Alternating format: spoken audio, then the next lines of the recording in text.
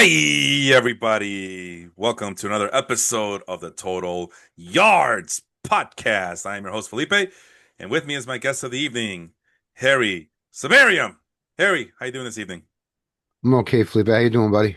I'm all right. I'm all right. I'm excited, man. This is the first year where I can honestly say I am overly hyped about fantasy football. I've been having a love-hate relationship with the fantasy sport itself. You know me, man. I'm more of a baseball and basketball guy, and football I kind of soured on it over the years. But I can honestly say with the upcoming league that we're about to start, and then you and I on this new league, I am super excited about it. And I'm putting on the finishing touches. That's another Fantrax league, and I'm super glad that everybody in our 12 team leaguer has decided to join in, and we're gonna do the revolving door keepers as we always do in our other leagues and baseball and basketball. So. Nah, man, I'm ecstatic. This has to be the first time in a very, very long time where I'm actually looking forward to the upcoming fantasy football season. What about you? You feel the same way, or you're about the same level as always? I know you're on in eight leagues already. But how you feeling about the upcoming season? It's always exciting this time of year, to Yeah. draft. And depending on what the leagues are you're in, your league is more unique, and we'll get into that and why. So it's kind of a challenge and also fun to change it up as well. But yeah, I'm in like maybe, five or six, dynasty leagues, and some are already established, some are new. So it's fun to see it like different areas and then where you're drafting at. Is it a brand new league? Is it you're taking over someone's team and then you have to draft, what you can out of a rookie draft? And then there's the redraft leagues I'm in like two of those where you just basically, pick new players every year for your team. Hmm. So there's no keepers involved. But your keeper system is interesting. If I remember correctly, it's like you get one keeper the first year, after the first year, two the second, and then three the third, and then we throw everything back. Yeah, it's like college athletics or high school. You get 4 years with that freshman, the incoming freshman class. You get 3 or 4 years, traditionally speaking, right? Because nowadays it's like the Wild Wild West sometimes out there. But you get 4 years, do something with those 4 years. You either sink or swim, and then we start over. Because I noticed that the guys that I have here that are in this league. And I think we talked about this off the air last week, as the last time we were together, because we were supposed to do a wrestling podcast. Oh no, no, no, you actually I actually invited you to a private Zoom meeting to help me out set up this league. So I do thank you for that, Right, for right, taking that right. time. And And we did the Hulk Hogan tribute on Wrestling Purist. yeah, the previous week, Right, and that right. episode's out. Go check out Harry's Wrestling Purist. That's how we know each other, so to speak. That's where our podcasting career starts.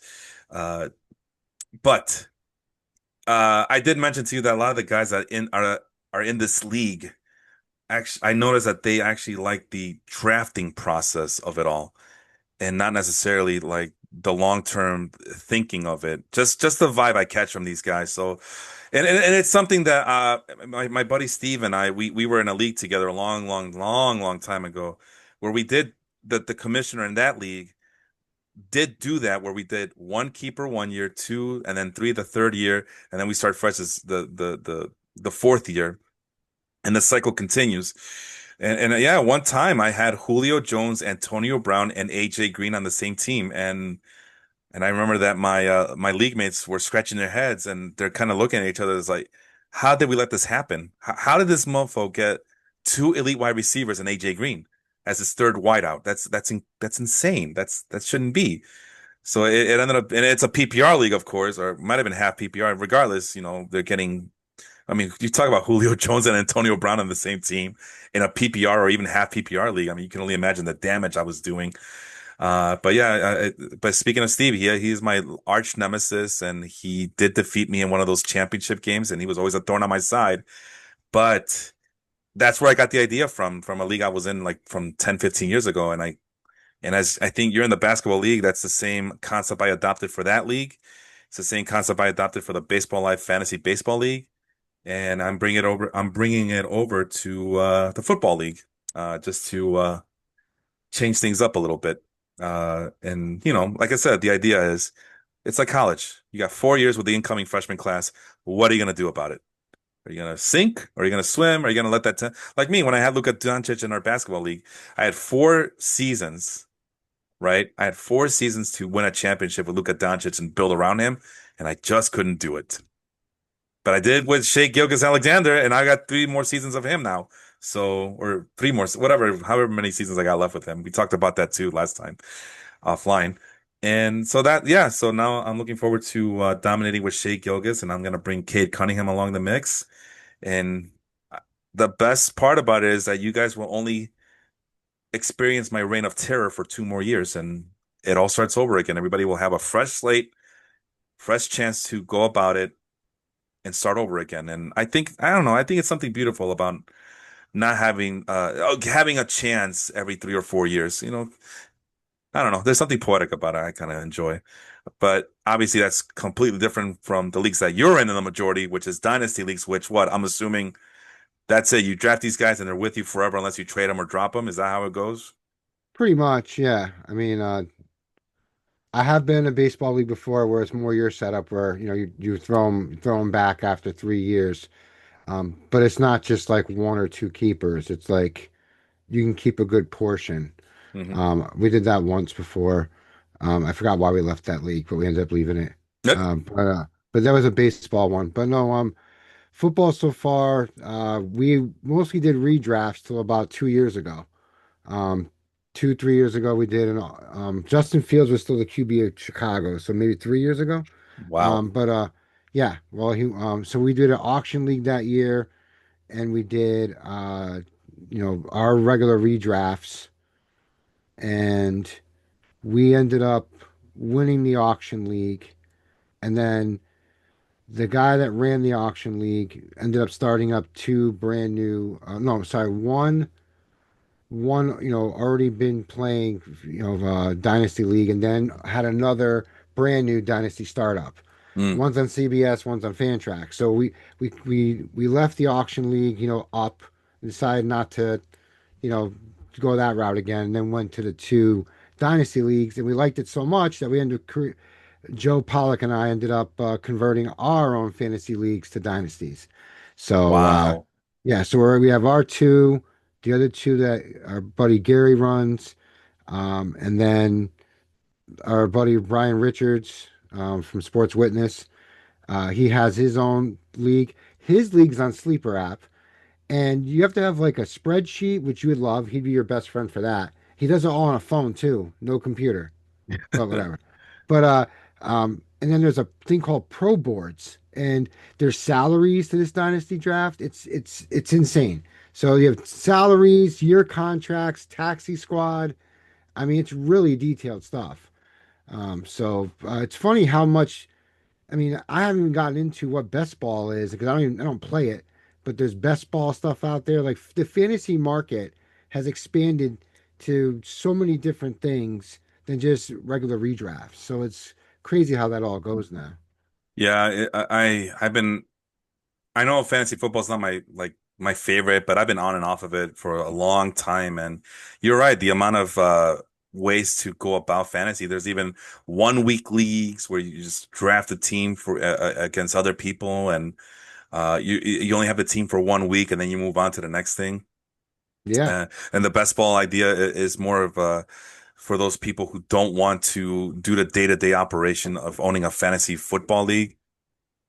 And it's pretty amazing just the amount of options that are available for the people out there. Um, but since I wanted to ask you really quick, since you're in Dynasty, a lot of Dynasty leagues, if for the people out there, if you were to start a brand new Dynasty league, who would you want to have, you know, on your team to start off your Dynasty team? Who would you want to build around? I guess is the question I'm asking. I don't mean to come back with a question, but it depends. Is it a super flex league or is it a regular league? You know, shame on me. Let's just do standard. I should have been specific. You're right. Let's do I standard league then. I apologize. I just want to make No, sure I don't want to answer brother. appropriately. As soon as I threw it back at you, I realized, oh, what an idiot I am. You got to be specific, Felipe. Come here, baby.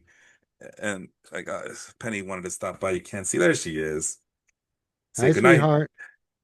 Say goodnight, Harry. Good night, Harry. Good night, Penny. Take He says care. goodnight. Okay. Go see Mama. Love you. Good night. She always has to say goodnight to me during bedtime. You know, Enjoy that forever, I'm my friend. trying, my friend. Yeah, I know 10 years from now she'll be in high school. Oh, that sucks. Um, Let's not think about that right now.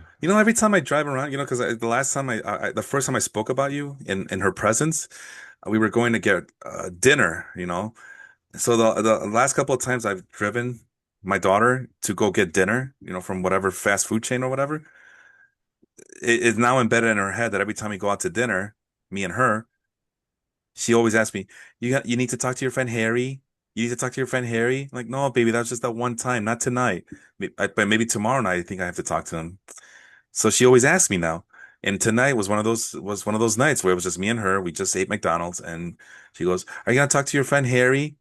Actually, I am. I am gonna talk to my friend Harry, but That's awesome. that's until later. Oh, I like Harry. And like, you only met him once, maybe twice on video. How are you gonna like a guy That's you've never great. seen? But that's my daughter, man. She's the sweetest, bro. So getting back to the fantasy football, yeah, standard. Let's call it a standard league then. Um, yeah, no, Jamar Chase would be my if I had the first pick, it would be Jamar Chase. Yeah, that would be mine too, but a very close second would be Malik Neighbors. I agree, and I have Malik Neighbors. Actually, Hmm. I have a team where I have Malik Neighbors and Jamar Chase. That's Uh, deadly. it's and I have Bijan and I have Jaden Daniels. I don't know how. It's a long story. We'll be here forever, but yeah. So as long as they stay healthy, I'll be in the championship run for a long time. Would you ever consider doing running backs? I think if I were to do a running back, it'd be Bijan Robinson. And it's only because the Falcons have been notorious about managing his load. Wait, what's the proper way of saying that? Just because they've done a lot of load management with the guy and limiting his carries and getting a guy like Right, a Tyler man. Algier some Yep. touches. But even then, it's like, well, he might be good now, but eventually, he's going to be have for the Falcons to maximize his abilities. They're going to have to really feed him the rock, and we're back to the same old question as to how we can trust these running backs for a long period of time. But again, the question to you: in a standard league, would you ever consider a running back in the same format, dynasty? I mean, Bijan is in that conversation. I think you know, the kid in on the Raiders, the one that just got drafted, the rookie, Genti. I think Uh, a sh- year or two. I think a year or two from now, people will consider him. And the kid Hampton in yes. uh, the Chargers. He's gonna be nice. I actually had the privilege of drafting him in 2 leagues, and I am looking forward to him being a centerpiece for a long time. I know Brian Richards is dreading trading the second pick to us when we traded Gibbs to him, and now I have Hampton. He's a little upset about it, and he thinks he made a bad trade. Although Gibbs is a great player, and he's trying to Yeah. win now. So, but whatever. But You're talking about uh Jahmyr Gibbs, right? I'm sorry, Jahmyr correct. Gibbs from the Yes, Lions. yes, Okay, yes. Jameer Gibbs. I tend to just do the last name. I apologize. I got to work on that. I'm a that's last fine. name type guy. It's So, fine. but long story short, I mean, I feel in my philosophy though, like a stud wide receiver is always the best play unless there's not one good enough there. Depends on where you draft, you know. Um, so if I'm drafting 12 in a snake, 12 team league, you know, maybe I go, running back first, depending on what's there. But it depends. It really depends on where I'm positioned and who is drafted, in front of me, and who's behind me. Hmm. That's a big deal for me. Like it'd be different in a new league because like you don't necessarily know how those people draft. But if I was in redraft leagues for years with the same guys, there was guys I didn't want to be behind. There's my old friend Rich Hopkins, who's He's been doing fantasy drafts since they did it on paper in 1986. I'm not kidding. Yeah. Um, he's one that got me really into like fantasy. Him and Joe Pollock got me to become more serious about this stuff. Mm. Like, I used to play just for fun, did my homework like, half the time, didn't care. Now I listen to podcasts, 365 days a year. Like even Wow. in the off season, I'm listening to fantasy football podcasts. I'll fit in a baseball podcast here and there or a wrestling podcast just because I'm a big wrestling fan. But fantasy focus or fantasy pros or any of those type of things is usually playing in my truck, or whatever when I'm driving around. Is there a podcast that is not as notorious as it like with a big name company like Fantasy Pros or ESPN or CBS? Is there like a little to no name podcast that you've given a chance and you're like, because I'm looking for a new one because I mean I'm getting tired of the CBS guys. I like their baseball content. I don't like their fantasy football content. And Fantasy Pros is depending on the guest, it's hit or miss with me. Is there, or an ESPN is just, it's just too dorky for my taste. I'll admit it. But is there like a Yeah, under the radar fantasy podcast you listen to? not yet. No, I haven't really found one. I probably should be looking for one. I was a fantasy focus guy, ESPN one, but you're right. It's kind of dorky and like they're really more redraft and like general bland fantasy. Like they're not. They're for the casual. I'm trying to get killed for this again because I always bring up casual and wrestling, and then people hate me for it. But it's like the casual fantasy person that just does redrafts every year, which is okay. There's nothing wrong with that. Have at it. But then you have the diehards that want to do different types of drafts. I feel Fantasy Pros offers more to Right. that. I never was a fan of the CBS one for football. I agree this the baseball one had more better content for CBS. So I didn't really like the CBS football one. I gave it a shot, a couple episodes, and I just wasn't feeling it. But I've been kind of so glued to Fantasy Pros that I haven't really gone outside that box. So maybe I need to explore outside the sandbox a little bit and try to find Yeah. a different one. Because Um, I've been checking out Player Profiler for a while now, but I don't know. Some of their shows are really good, and I think it'd be more dynasty content for you who plays a lot of dynasty. But then some of their other programs are just kind of meh, and I've been just been trying to look for a new one, and I just haven't had any luck. I'm the opposite of you though. Like fantasy baseball podcast is where it's at with me. I enjoy those more than I do fantasy football. Again, it might have something to do with my love hate relationship with fantasy football. But the one interesting tidbit I recently learned, or not even recent, just a few years ago, Jamie uh J- Jamie Eisenberg, right? I think he's on a fantasy football podcast on CBS. mhm. He's related to the actor Jesse Eisenberg, No. but it might be where I'm always mixing up their names together. So I forget which one's the actor and which one's the fantasy football host, but those Eisenbergs are related to each other, the actor and the fantasy football guru over there at CBS. But yeah, it sounds kind of bland, whereas their fantasy baseball content, it's a more livelier conversation. It might just be me because as you know, I love fantasy baseball. But as mentioned, I do have a love-hate relationship with fantasy football, and maybe that's part of the reason why I don't enjoy fantasy football. So I was just wondering if you had anything maybe on the Well, horizon that I should check out. Go ahead. I mean, it is interesting because, like, for baseball, I'll listen to CBS and then I'll listen to RotoWire. Mm, So it's like it's funny how I kind of go back and forth on that. I don't think ESPN has a baseball one. At least if they do, I haven't listened to it. mm, Um, but I don't like, remember. but again, ESPN's like WWE. You know what I mean? Like the Yeah, casual, the big, the bigger. yeah, It's like a more commercialized. You know what I mean? Like M the more bland. pop and more Yes, pop. that is It's a great. pop. Yeah. It's Mm, kind of like music in a way where like you have your underground music or you have your hardcore or whatever. Then you have pop. You know what I mean? It's just like a general, everyone's supposed to like it per se or whatever. Or it's just yeah, the general standard because it's pop. I feel like ESPN's that market. Um, so I haven't. That's interesting. I'm going to try and do some homework this week and look for a new yeah. podcast. I feel like that's a good idea now. And I keep getting recommendations on YouTube, but I don't know. Can we trust these guys? Do I want to take a chance on these people, on these new people? Well, That's all I'm asking you. Maybe you know something that I don't, since you seem to listen to a lot of fantasy football podcasts. Go ahead. so yeah, I didn't think about that. I do watch some YouTube videos sometimes. Um, when I do get a second here and there. Maybe not watch, but listen, because I'm not really watching. Maybe I am watching. Depends on if I have my phone downstairs and I'm folding laundry or, doing God knows what, fixing something. Maybe I'll just throw on YouTube and just see what pops up. And sometimes some people make sense and some people don't. I mean, I'll give you an example. Early on in the season this year, people were really like skeptical about Chase Brown. Is Chase Brown a one-hit wonder? Is he actually going to be any good this year? Yeah. Are the Bengals going to bring someone else in and be careful about him? And then I listened to like two different people on YouTube just randomly I never listened to before. Like, listen, we feel Chase Brown's going to be a stud. He's going to have the workload.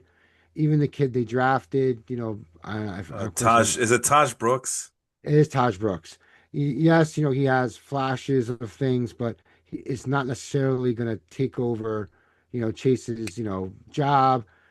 And so so instead of trading Chase, 'cause I drafted Chase Brown everywhere last year.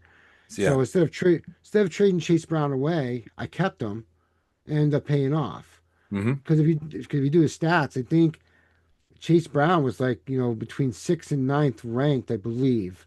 Don't know how much they quote me on it, but there's a certain percentage I can't remember exactly now, but it was like maybe it was the last 5 games or 4 games he played.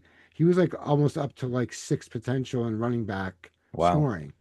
So my point is that like you can get advice from people, but just always take it with a grain of salt.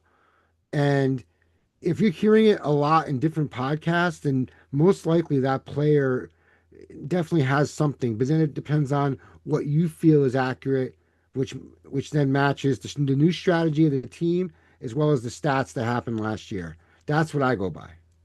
Here's what over at Fantasy Pros, Derek Brown says he does acknowledge that he did have a good season, especially late, very past the halfway point when he basically took over the job. Which, as far as I'm concerned, he had the job all the way through. I don't know. He's in weeks 9 through 17. Um, oh, okay. I'm sorry. He's saying weeks 9 through 17, he averaged 23 touches and 116 total yards. That's pretty damn good, making him the Right. RB4 during that time span for points per game. But as good, oh, I think these are the percentages. He played at least 79% of the snaps in every game while ranking second in receiving yards per game, sixth in target share, 10th in first downs per route. But as good as Brown was, I do have some small worries about his per touch efficiency. Among 46 qualifying backs, he was 25th in explosive run rate, 26 in missed tackles, force per attempt, and 33rd in yards after contact per attempt. None of those numbers scream elite, elite, the elite player. That doesn't mean that Brown can't continue to crush in fantasy in 2025 as Cincy's do it all back, but the inefficiency does create an avenue for another back to step up and siphon off work. My Well, thing, go ahead. and I love Debro. Debro's probably like one of my favorite, content people within these podcasts or whatever you want to call it, or contributors, whatever you want to call it. Yeah. Um, I think he just kind of said that for the sake of saying it. I don't know. Mm, I mean, what I mean? Like maybe because he's trying to not let people get too excited about it. I'm not saying Chase Brown's an elite back, but he's nothing to just throw out the window. Like I was trying to trade Chase Brown for like the fifth pick to get Trayvon Henderson, hmm um, and I couldn't get any bites. And I'm glad I didn't. Not saying Henderson won't have a great career because I have Henderson in two other leagues. I think he will have a great career. But I think where I was skeptical at first about Brown after hearing what I heard early on, I'm glad I kept him because I think Brown is going to be efficient enough to, be a great, he can't necessarily, he could still be your RB1 if you absolutely had to have that, depending on what you drafted ahead of him. So like if you have, you know, Justin Jefferson or Malik Neighbors and then you draft somewhere down the line Brown, I'm okay with that. But I wouldn't draft Brown, like in like the, first round per se. You know what I mean? Like he should be going in the third, in my opinion, depending on the size of the league. Let's see, where is he going? Oh, okay, I can do this by ADP, and I guess now would be as good a time as any to share the screen here. And we haven't even gotten to our first bullet point, but we kind of have been talking around the weeds, as they say, or we've been kind of sort of speaking. Before I go any further, do you see my screen? It should be the fantasy pro. No, that's not it. That's not what I wanted to share. I'm not sure what I'm sharing. Let's try this again. I want screen number three. There we go. All right. Now it should be the Fantasy Pros top ADP. So let's see. Where is this guy going? We are looking for Chase Brown. He's going 24th overall. That's End of the second round, right? Or right early on the third? cusp. You can interchange Yes. him with Chase Brown, Kyrie Williams, and what other running backs are out there? Oh, that's basically it. Yeah. If you miss out on Chase Brown or Kyrie Williams, you are cooked. No pun intended here with James Cook. So yeah, this is like the last ditch effort to get yourself as close to an elite running back as you can get. So yeah, he is going late second round, early third round, borderline. But last year you were able to get him like in the fifth or sixth or even seventh round just because people weren't sure about him because of Zach Moss was on the team. And my official stance with Chase Brown is that I just don't see myself drafting him at this ADP at this position, especially with my tendencies. I haven't had in all my mock drafts. I'm not even looking at Chase Brown's way, unfortunately. It's just that there's other players I would prefer in that spot. And maybe I'm wrong, whatever. But like you even mentioned yourself, like ultimately I have to make that final decision for me and my team going into the season.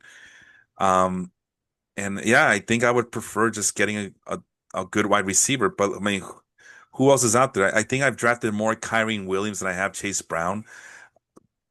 Kyrie Williams does have more of a track record than Chase Brown does at this point. So I think I would go with Ladd McConkey. I'm not drafting a tight end this early, so Chase Brown gets the win. I don't trust Tyreek Hill this year. I might go Jaden Daniels before I do Chase Brown, just because Daniels can run the ball as a quarterback. I do like Jackson Smith and Jibba, but that's kind of a wash between him and Chase Brown. I might just go with T. Higgins. I think I drafted him in at least one of my mock drafts. And then obviously Chase Brown is better than any of these running backs. But then this is where my Achilles heel is, man. If I see Garrett Wilson available, I'm getting Garrett Wilson. I think this is criminal what they're doing for Garrett Wilson. Well, And that's because of who's throwing the ball to him. That's why. With all due uh, respect to Justin Fields. absolutely, and I get it. But I mean, DJ Moore's had a wonderful year. The one season that he had Justin Fields at quarterback, and some of these wide receivers are so damn good that they're basically they're quarterback proof. I mean, they said the same thing about Brock Bowers last year. Oh, no, you don't want to get Brock Bowers. Yeah, he's a pretty decent rookie tight end, but who's going to throw him the ball in Las Vegas? It turns out it doesn't matter who throws him the ball in Las Vegas. Like, some players are just quarterback proof, and Brock Bowers proved that last year. And there he was, and that's part of the strategy, right? Don't draft a tight end early when you can get a tight end late. So, but yeah, I get a lot of Amari Hampton and a lot of in my mock drafts. I get a lot of Garrett Wilson because I prefer getting those two players over a Chase Brown. Am I a little crazy? Am I a little nutty? No, no, Maybe, no. but Well, this is what I want. Go ahead. I mean, I understand the sexier pick is Kyrie Williams. You know, what I mean, I get that. And in a redraft league, I get it. And I know Williams just signed like a 4 year extension, I believe, right? 3 or 4 year extension. I don't remember Yeah, exactly the number, but I don't know the I think numbers, but he did sign I something. think it's a 4 year extension. But um, It's 2 years you then. know, he's got two backs behind him, and definitely what's the Jaquez Hunter? Is that his name? Yeah, I believe you're Um, right. Yeah, I've yeah. seen a lot of him. I can see Hunter taking some snaps from him where I don't see Brooks taking snaps from Brown. I just don't see it. So again, it depends on the long term of it. Um, again, I don't I have nothing against Kyron Williams. I think he's a great running back, and he's not he's not a Bijan, but he's not necessarily down in the Brees Hall, James Cook area either. I'm just thinking that I think it's more comparable. even Bucky Irving. I love Bucky Irving. I was a huge Bucky Irving guy last year. I drafted him in 4 leagues. Bucky is going to have still Rashid White, taking the third down, for pass catching. Like Yeah, I'm this not is I'm not saying I'm not saying Bucky won't be great. Um, Josh Jacobs, for example, in Dynasty, I would not take Josh Jacobs before Bucky Irvin. I wouldn't take Josh Jacobs before Chase Brown. And I know that may be my opinion. I'm different, but Josh Jacobs is older. I am if I'm doing a Dynasty starting tomorrow, I'm going for the younger talent. I'm taking Malik Neighbors over Jamar Chase in a Dynasty. And I know people think I'm nuts, but I might take it would cross my mind to take Neighbors over Chase. The reason why you would take Chase is if you're looking to win sooner rather than later, in my opinion, and the fact that Burrow's throwing the ball. Because we don't know exactly what Jackson Dart is yet in New York, and Russell Wilson is, we don't even know what's going to show up there. yeah. We kind of know and we don't know. So, but I mean, getting back to Brown, he is still serviceable enough and he's on that cusp depending on how your draft plans out. But again, depends on who you're dealing with in your league. I was in a league this year where someone took the kid from the Giants in a rookie draft. What's his name? Scattaboo. Is Yeah. that his name? Took him with the third overall pick in a rookie draft, and I was just like, I was blown away because it's not where it should be at. So it reset the whole draft and made the whole draft differently. So it all depends on who's drafting in your draft and what they're doing as well. All I'm gonna say about Chase Brown is that I was high on him last year. I'm not as high as him as I am on him this season. And I told you that I prefer those two players on the back end, Garrett Wilson and Omarion Hampton, than get a Chase Brown. And it's just the opportunity and the ADP is just simply not there for me to reach for a Chase Brown. And I'm only saying this not to prove you wrong here. I'm just to That's fine. show the difference of opinion here. Because I really like Chase Brown. I was like gun ho about Chase Brown. I did not have an issue making him my RB1 last season in both of my leagues. But this year, I don't know. I don't see. I am a firm believer that what goes up must come down. Regression is real, and I think Chase Brown is gonna have a reality check, especially for how early he's going in the second and third round. Whereas last year he was going much later, like in the fifth, sixth, and seventh round or thereabouts, if my memory serves me right. Um, I just yeah, I just don't see it with Chase Brown this year. And I've been seeing myself draft a lot of Kyrie Williams more than usual. Let's get I know we have a bullet point. I know we said we were gonna just go by the hip, but I want to see if we can tackle some of these things. I know we put down what did we learn last year to prepare for the upcoming draft, but I think we've already kind of talked about some of the things. But let's go position by position.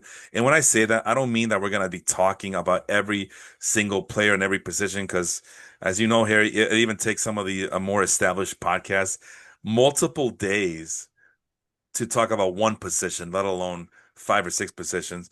I just want to hear your general strategy when it comes to the first position we'll talk about, quarterbacks. It seems like quarterbacks, it's like the people who always chase for brand name stuff. I need to get an Audi. I need to get Louis Vuitton. I need to get a Gucci. Brand. Same thing with fantasy leaguers and their damn NFL quarterbacks. I need to get Josh Allen because he's a known household name. This is a Joe Burrow. I need to get him super early so I can brag to my work colleagues how I got Joe Burrow. I need to get Pat Mahomes, even though he's not been the same guy since Tyreek Hill left there. I said what I said. Baker Mayfield is that dude. I need to get that guy. Kyler Murray's a big name. So it just seems like a lot of fantasy leaguers, they always want to get these big name quarterbacks for the sake of getting big name quarterbacks. But maybe you see it. I mean, I think you know where I'm going with this. I'm a late round quarterback type of guy. What about you? Do you see it the same way I do, or is there It value in drafting one of these big names early? it 100% depends on the league. And I'll totally expose myself with your league last year. I had so many things going on, so many leagues going on. I didn't read your scoring. Did not read your scoring at all. It's And okay, uh, nobody did. and uh, I just didn't think you would be so outside the box, which is fine. It's good to have something different. And I can't remember the entirety of my draft from last year, but Yeah. I do remember I didn't like necessarily where I picked. I know I passed over Jamar Chase because of his contract issue, and I regretted it.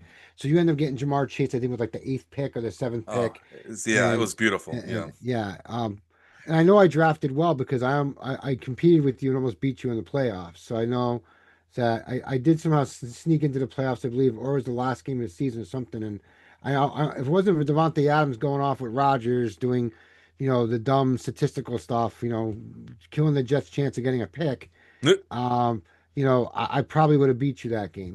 I think Adams had like ridiculous, like 45 points. It was crazy. But anyhow, the point of the story is that so I know I drafted Josh Allen with the third pick. And it's because I didn't like where I was drafting and I didn't like the players that were there at the moment. I felt the best value within my mindset at that point was Josh Allen. Now, Josh Allen didn't necessarily do anything wrong for me. It's just he just because of your point setup, he didn't necessarily help me much either. Like he was suitable, he was good. I'm not saying he wasn't, but I could have done later with like a Justin Herbert, or I could have went later with I could have took Drake May. I could have took anyone later, Yeah. and I felt could have utilized that position better Well, I did, than using for Allen the at that record, point. I believe I did get Justin Herbert in this league that you and You I are did. in. Yes, you did. And yeah, It was like the eighth round or 10th round. It was like really oh, late. it was much later, I believe. It was It later. might have Yeah. been double digits. I don't remember. I know I Okay. might have recorded a podcast where I did break down the draft last year. Uh, but the one thing that sucked is about my league is, and then Justin Herbert, that was just a bad situation with sorry, with Los Angeles last year because with Jim Harbaugh coming in, they had like a four-headed monster at running back, and you know how Jimbo is. He wants to run, run, run, run, run, and he, uh, what do you call it? He invested heavily on the offensive line. So, because that's who Jim Harbaugh is. He wants to establish the trenches, establish a running game. And if there's any time left, maybe we can show off our gunslinging quarterback. But I mean, you saw last year, Herbert had to depend on a rookie. And like I said, I had Herbert, and I just felt like even, yes, it's my league, it's my strict quarterback points system, but it still rewards the running quarterbacks like Josh Allen. There were some games where you had some big monster explosive games from Josh Allen, and meanwhile I got Justin Herbert with my rinky-dink 11 points, and I'm trying to figure out who else is available. I mean, because I don't know if I'm going to win with Justin Herbert like I've done in the past. Right. I get So that, but it yes, hurt me. I mean, cut you off, but it hurt me to go ahead. take Josh that early. Mhm. It hurt me big time, to take him that early, even though, it ended up looking like the right pick at the moment, but I regretted it because I think it cost me making it deeper in the playoffs. I Yeah, could have utilized a different player at that point, most likely a running back of some sort, and I would have had a better opportunity of probably being because I could have came back later and got another running, quarterback if that's what I felt. Because yeah, I don't, because I think Daniels was still on the board at that point. I think, yeah. the Kyler Murrays, so there was other options there where I could have waited, Well, you I'll know. say this about Kyler Murray. I had him in my other league, and that one's more traditional, more quarterback friendly. And Kyler Murray sucked ass last year. I'm never No, he drafting did. Kyler Murray ever again. And that's with him being a mobile quarterback. So if Kyler Murray can't take advantage of either scoring system, then what good is Kyler Murray? Well, Uh, but you don't know that before the draft. You know what I of mean? course, Like, yeah, yeah, of course and then not. you're thinking Marvin Harrison's there. I mean, think about how many people who drafted Marvin Harrison before Malik Neighbors. I mean, I'll Hmm. tell you a quick scenario in a dynasty draft. You know, I have the fourth pick. There's a guy who has a third pick, and there's a second and a first. The first pick in the draft, the guy takes um, Caleb Williams, right? The second pick in the draft, the guy's like, it's a rookie draft. He's contemplating going back and forth. He takes Marvin Harrison, right? So then the guy in third position reaches out to me and my buddy about trading up so I can get Daniels. So he drafts Daniels and then trades. So I did like trade him a third round pick or something, and then he got Neighbors at 4, right? Mm, If in the event that the guy with the second pick took Daniels, the guy with the third pick would have taken Harrison, and then I would have got Neighbors. Either way, I was in a good position. I was going to get Daniels or Neighbors no matter what. However, it went down. The guy in the third position, he could have got stuck with Harrison, and Harrison ended up not being as suitable or as productive as Neighbors or Daniels last year. So you see what I'm saying? Like we can talk pre-draft all we want, but they still have to play the games. hmm. You never Yeah. know what your draft is going to be like or what your team is going to manifest into until they Right. actually play the game. Yeah. Yeah. So y- let's give you. I'll ask you two more questions about this, and then I'll share my thoughts, my complete thoughts on this whole quarterback thing. But well, maybe you'll answer my questions. But here we go. Maybe you'll answer the questions where I don't need to intervene anymore. But here we go. In our league, in a league like this, where the running quarterbacks have the huge advantage, and the turnover prone quarterbacks have a huge disadvantage because I do punish pretty heavily for turnovers in my league, which I know a lot of people did not like that, but I just think turnovers are killers for real NFL teams. It should be a killer for your fantasy team.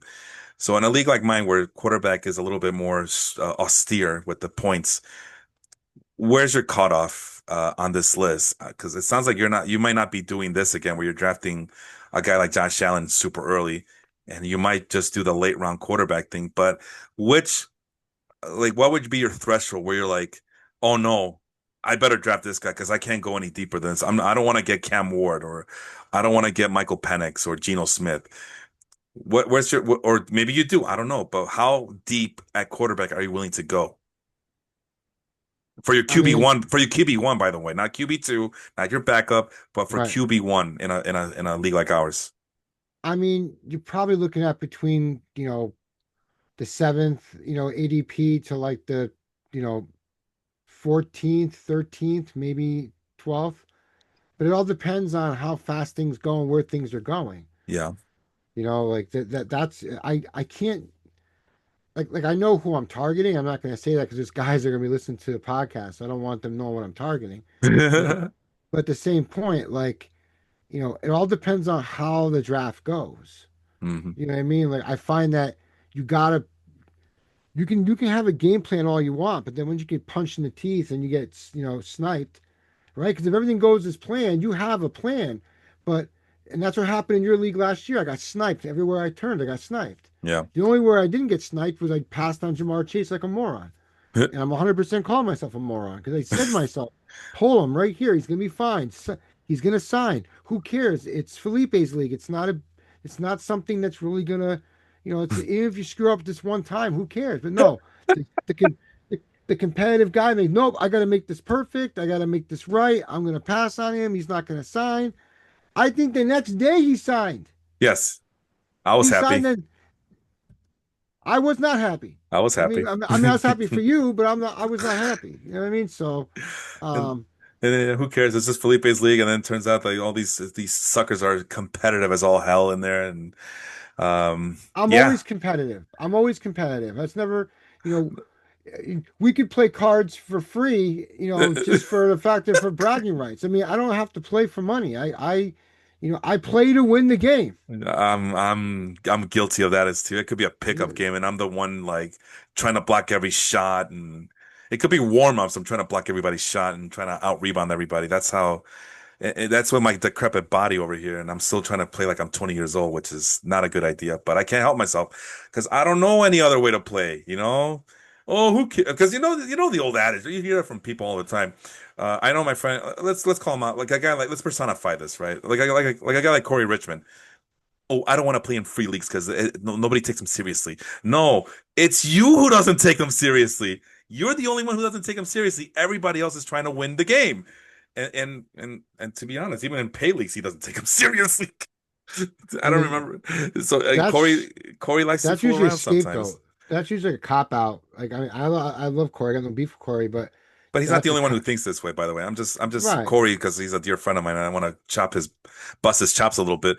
But he's not the only one who thinks this way. It's like there's a negative connotation with playing in a free league, and I'm with you, man. I free league. It could be my grandmother. It could be my daughter. I don't care. I play to win the game. I played in a Jets. Each football team has their own like group or whatever on Facebook. So there's a one team our team group for the New York Jets, and I've become you know chummy with like the admin there and stuff. And we're supposed to meet up to go see a game at some point because these guys like travel like to every game. I don't know how they afford it and bless their hearts, but I can't do that. Mhm. Um, Even if I wanted to, I can't do that. But anyhow, the point is that so they made like a fantasy league, for just Jet fans, and I came in like second. I ended up losing in the finals in the Super Bowl, and it's because Travis Etienne ended up becoming, I don't know, he just fell off the face of the earth last year. Like unbelievable how bad he fell off. Yeah, it still makes Um, sense to me. and then I just, ran into a guy who just played better that week. There's no excuse. I lost. You know what I mean? Actually, I was actually up. It was a two week thing, and I believe on the I was up on the first week, and then something happened, and I ended up being, down, and I ended up losing on the second week. So, Mm, I mean, well, but what can you do? But that was for free. There was no money involved, yeah. and that was for free. Now this year they're going to have four different leagues, Oof. I guess, or three different leagues, and then or something like that, maybe two different leagues, and then they're gonna have prizes for like best score or whatever, or best team. And I don't know how what their criteria is. I'm still waiting to hear what the criteria is. And I think they're gonna offer like some type of like a Jets belt or something. So I don't care what it is. Like I want to win. I want my name there saying that I'm the winner. It's Yep. just who I am. I have my ribbon somewhere in my office from winning Connect Four in fourth grade. I've only lost Connect Four twice in my entire life. Once recently, my mother-in-law, which I'm not happy about whatsoever. Um, I even put a post on Facebook through COVID that I couldn't wait for COVID to end so we can do a Connect Four tournament. I've only lost Connect Four twice in my entire life. I played Connect Four at least 1,000 times. So, and that's just a board game. I mean, I can't help it. I mean, I'm not like fighting anybody or wanting to, duke it out with anybody, but I am competitive. Yeah, That's it. no, I can relate, totally relate. And but like I said, too many people like I think it's a perfect way of putting it. It's a cop out, like just because I always say this, the people that cry about it being free, so they're not gonna take it seriously. Well, guess what? When we put money in, when money's involved, they're gonna do the exact same thing. They're gonna draft the exact same way. They're gonna do the same thing. They're gonna forget to set their lineup by week six. It's all about commitment. But if you're in a free league and you're already saying, "Oh, it's just a free league, who cares?" Then that's going to be your attitude when it's a pay league. Oh, whatever, it's just money. Who cares? It's just a fake game anyway. Oh, okay, well, thanks for your money. That's all. Let me, Harry, before I forget, what about in a normal league where quarterback points are a little bit more friendlier? And I think if a quarterback farts out number twos all the time, they get like 70 points or some crap like that. What about then? Would you consider any top six quarterback or any top 10 quarterback? Like how far deep are you willing to wade in a quote unquote normal league for that is more friendly to quarterback scoring? I would be more open depending on the other slots on the roster. So, for example, like my league, you only have to play one running back, and Mm. then there's like two wide receivers, a tight end, and then two flex that can be wide receiver, running back, or tight end. All right. Well, let's be Um, specific then. What about standard league, like with two running backs and two wide receivers and no PPRs? Like, when do you draft a quarterback? When do you think you would draft a quarterback then? Are you still balking at the top so six, or what are you doing? somewhere between three and the third and the sixth round, depending on what's there. So meaning you're gonna lose out on all these other like Pat Mahomes, you're gonna lose out on, but you might. It's the same scenario, 7 through 13 again, maybe. No, no, no, no. Third round between third round and sixth round. I don't think I'm losing out. I don't think What? I'm losing out on Patrick Mahomes that early. I don't think so. Let's see. This is ADP, right? Yeah, this is ADP. Uh, is that right? The average ADP for Lamar Jackson is in the first round? Are I they mean, is draft? that, and that's in standard, just standard leagues? Don't know anymore. What is this? I don't know. I just did ADP. I just did This P, ADP, and then this is what it gave me. Oh, ESPN this, ADP can be found under PPR scoring. Yahoo ADP can be found under ADP represents average draft position players in fantasy football drafts. It serves as a useful draft prep tool for understanding how players are valued. Our ADP composite consists of consensus draft values across the most popular league hosts. So I think it's everything. It's all leagues, I guess. all right. So I said between 3 and 6. So then that means I would go with between Daniels and Mahomes. Okay, So, so so that's you would draft on somewhere in the top six probably. in a standard, 1-2-2 league. Okay.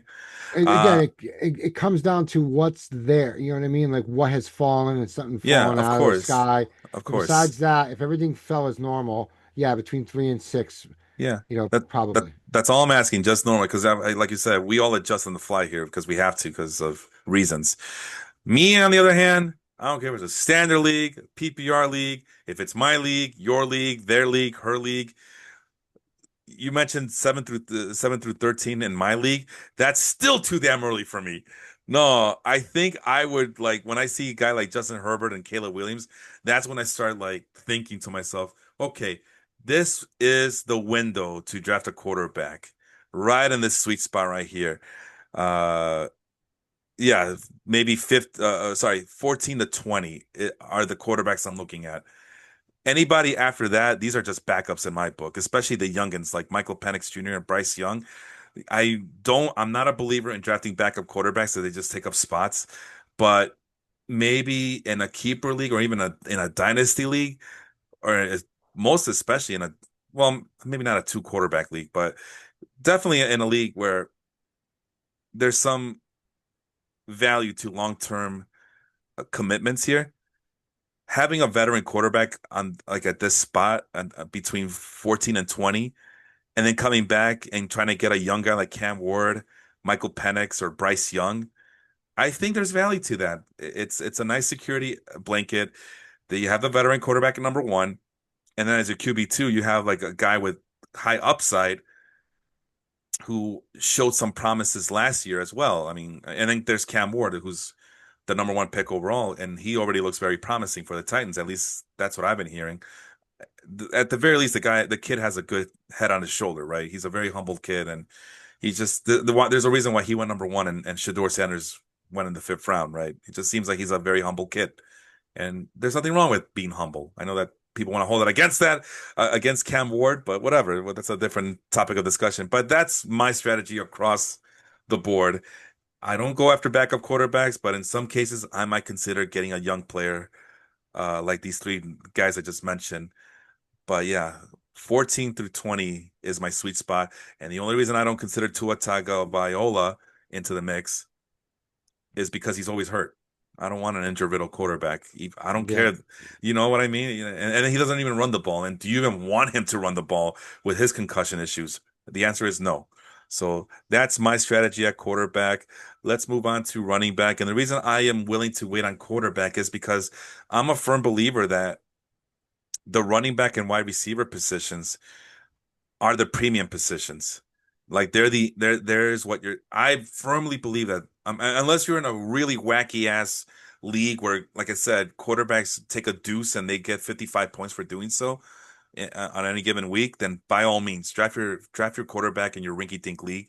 Me, even even in a high scoring league for quarterbacks, a quarterback friendly fantasy league, that just means inflation is on the rise for every quarterback, and it really comes down to matchups and who to stream. I've gotten away in all the leagues I've ever played in with just streaming quarterbacks from week in to week out. And that's not to say that I don't believe in having a QB1, but why limit myself to whomever's on my bench at QB2 when there's a guy on waivers who's playing the Jacksonville Jaguars this week or the Tennessee Titans or I don't know who's going to be a bad team this year, Harry. Name something. The Raiders, maybe? You said Jacksonville. Who was the first team you said? Jaguars, Colts, like anybody in the AFC South at this point, except for the Texans. But the And Jaguars, the then Titans, the Colts, the Raiders, maybe the those are bad the, teams, right? the Panthers defense is terrible. Yeah. I mean, you see that, the ESPN one where if it's green and it's like the number 30th ranked team that the quarterback is facing, you gotta hop on that train. Like hell yeah, bring over. I mean, I've won games with Sam Howell. Nobody knows who Sam Howell is but me. And even when their real team loses, that means it's garbage time for a guy like Sam Howell, and he's picking up garbage time yards and touchdowns. Meanwhile, I don't know, man. I'm very peculiar with my quarterbacks. Like I'd rather wait and not waste roster spots for Well, them. that's just because that's your scoring is different in your league. Oh no, I That said would in any format, whether it be a quarterback friendly league or not. Any league I'm in, I'm waiting to the absolute last minute. That's why I said in any league at the beginning. In any league, that's my strategy. so That's your strategy in dynasty would really hurt you. I'll tell you that now. Like and in a dynasty super flex, you'd be gambling for the sake of gambling. I'm just telling you No, like no, that. because I would be gambling that running backs and because I still believe that running backs and wide receivers are at a higher premium than quarterbacks. Now, yeah, super flex league, that's fine, but then I can just go back to back quarterbacks then in the middle of the draft and get a guy like Justin Herbert and I don't know who else was there? Trevor Lawrence or something, or CJ Stroud, who I really like. CJ Stroud, still a young guy. You're telling me CJ Stroud in a dynasty league doesn't You play? hated CJ Stroud last year. You kept going on about Ohio State is ass. You went on and on about that stuff. Man, that was last year, man. This is a new year, Oh, see, brother. oh, okay. See, now we're gonna change the script. See, you No, thought I'm I not. forget No, about I'm that. very consistent. I know that my friend Sean, my buddy Sean, when we did the podcast together for baseball, one year I like Salvador Perez. The next year, like I don't like him this year. Oh, what happened? Well, number one, I don't think he can repeat what he did last year this season because of wear and tear, and that catchers are catchers. But number two, the other reason was ADP, and it's not just that I don't like certain players. I just don't like the cost like CJ Stroud this year on the back end of drafts, when all those wide receiver weapons that he has, like something has to give here. Oh, I agree. He's too darn good to be this bad. See, it's from season to season. Hell, you can even argue with me and say it's really from week to week. But from season to season, CJ Stroud was going a lot earlier than this year. And no, I don't want CJ Stroud because he's costing me a top 10 slot at quarterback. You know who I really, really love this year, Harry? But I'm not going to be able to draft him just because of my strategy. I mean, if you want to guess, that's fine. But it's a quarterback in the top 10, top 12. And I can go back to that screen if you want me to, just so you know. A quarterback that I really, really like coming into this season. Can you guess Uh, that quarterback? he's in the top 10. Yes, top 10 quarterback. Go ahead. Baker Mayfield. Hell no. No, man. I don't like Baker. I never liked Baker Mayfield. Well, he had a great season last year. Yeah, Guess what? well, I had him for 1 week and then I cut him and someone else took him. I think. I think Yeah, that's what happened. which then won Noah the championship, I thought, didn't it? Well, Noah had like three really good running backs last year as well, man. That guy, I thought Noah picked up Baker Mayfield and it won him something. Or someone picked him up and it won him something last year. yeah, I wouldn't be surprised, but Noah had a very impressive running back core, a bunch of old-headed running backs, and we'll get to that in a bit. But go ahead and try to guess the quarterback if you want. If not, I'll give you one more guess. Let's put it that way. It's in the top 10. Yeah. Um, Mahomes? Hell no. I told you, I don't man. know. So Tyreek Hill went away, and Mahomes, and then obviously Kelsey's production started dipping, and Mahomes suddenly doesn't look like the uber quarterback that people swear he is. Like, I mean, I just read a scouting report. I'm not a scouting, sorry, not a scouting report. A 2025 outlook for Mahomes, and I don't know. I didn't. It didn't even sound like they were talking about Pat Mahomes. It sounds like they were talking about freaking Trevor Lawrence or something. Anyway, Bo Nix. Bo Nix Okay. would be my guy if in a perfect world, but I just put so much stock in running back and wide receiver that I prefer filling out those positions because there's more in a normal standard league, not counting superflex in a standard normal league. There's just simply more running backs and wide receiver slots to fill out, and quarterbacks are interchangeable because there's a lot to do with streaming, matchup issues, and you know. quarterback friendly rules in the real NFL game where if you sneeze on a quarterback, they get 15-yard penalties nowadays. And the passing game is wide open. So it's like, as the sea rises, all boats rise too, or something to that effect. Inflation is there, but so that means inflation is up for quarterbacks as well. That's my theory. That's why I do it. I know it's a very unpopular take, but like I said, it's been successful for me. I may not win championships, but I'm always in the money. So, because I'd rather fill out my running back and wide receiver situation. With that being said, at running back, I know I mentioned Noah's team, and I think Noah had guys like Derrick Henry. He might have had Josh Jacobs, and he might have had David Montgomery, and he might. I forgot. I don't want to look back and double check, but Aaron Jones you could throw into the mix of these old-headed running backs who many experts thought had no business producing the way they produce. Hell, Josh Jacobs was dust in Las Vegas at the end of his tenure there. He goes to Green Bay and he finds the fountain of youth. Derrick Henry was let go by the Titans because they didn't believe in him anymore. He goes to Baltimore, and remember they were doubting him too in Baltimore. Oh, well, he becomes the second best running back behind Lamar Jackson. David Montgomery, he has to share touches with Jahmyr Gibbs. Aaron Jones, well, he's with the Vikings now, and so the Packers gave up on him because he's dust now. And even Josh Jacobs had, they Packers always have some running backs ready to take over, and I'm sure there's other old-headed running backs from last year that were not supposed to be good like that, and they ended up being good. James Cook is another example. Like, don't get James Cook. He's going to be a bust. Josh Allen's going to vulture all the touchdowns, and then James Cook had a wonderful season last year. Now, Mr. Severian, I ask you, since I still think you're a little bit better at this than I am, but I ask you, are we seeing some sort of running back renaissance, especially remember, and a lot of these guys are closer to the age of 30 than they are to the age of 25. But are we seeing some sort of renaissance here at the running back position where maybe older might be better now at running back because of experience, or these guys take better care of their body, especially for Derrick Henry? Or is the young or is young the way to go still? What do you think of running back as a whole there? You're talking about for your league? Let's just stay for the sake of the people listening. Let's just stick with standard two running So, backs. so standard two running back redraft leagues, you're saying? Yeah, yeah, yeah. Yeah, older is definitely better than going younger. I mean, Mm, again, I mean, not always. It depends on where your pick is. You know what I mean? Like, so if you have a chance to get Barkley or Bijan, you got to decide, how you want to go about that. I'm a big component of not having too many of one player. mm, I want the double dip with the quarterback and the wide receiver sometimes. hmm Um, so I'm not gonna draft Chuba Hubbard and Bryce Young and Ted McMillan. You know what I mean? I'm not gonna have Barkley, Hurts, and Brown. mm. So if I draft Barkley or if I draft Jahmyr Gibbs, I'm gonna then probably steer away from the wide receiver and the quarterback. That's just me. I don't like having all that together. I have a guy in my league that literally has Baker Mayfield, Bucky Irving, Mike Evans, and Chris Godwin all on his team. Ugh, gross. Okay. I mean, That's you're wasting your money. I mean, love you to death. Don't know what you're doing, but okay. You know what I mean? Like, that's no. yeah, yeah. So my point is, it really depends. It's tough to say because I don't know where I'm drafting. But if you're asking if I'm drafting number one, um, kind of hard not to take Barkley. I mean, in that situation, if I have to go running back.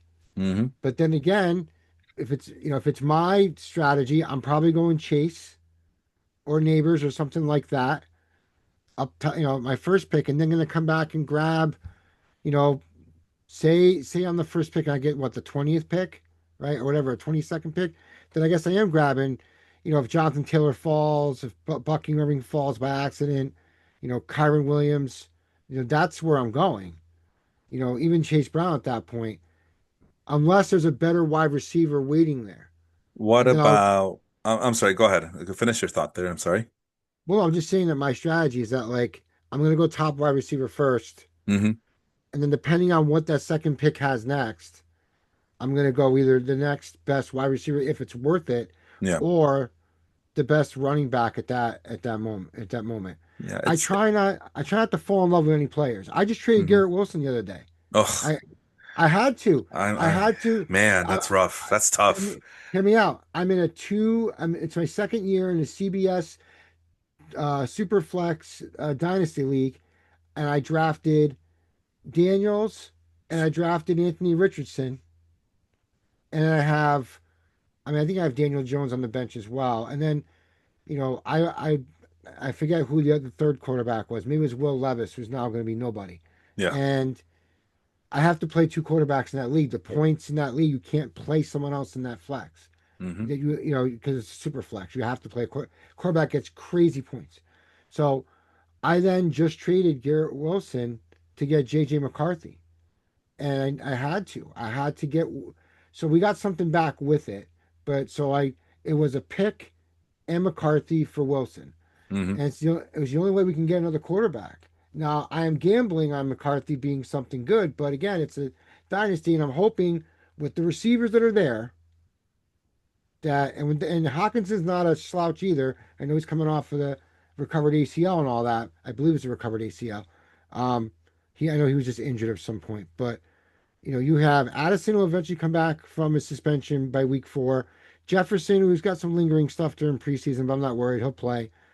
Um, and then McCarthy's looking great supposedly in training camp. I mean, not supposedly. I've heard and read he's looking phenomenal in training camp. So I made that trade. So my point is that like everyone is meat, and I don't fall in love with anyone except for Jaden Daniels. I'm not trading. I'm not trading him. But besides that, like I don't fall in love with anyone. I'm willing to talk to trade anything if the price is worth it. That's what I've come up with in fantasy football.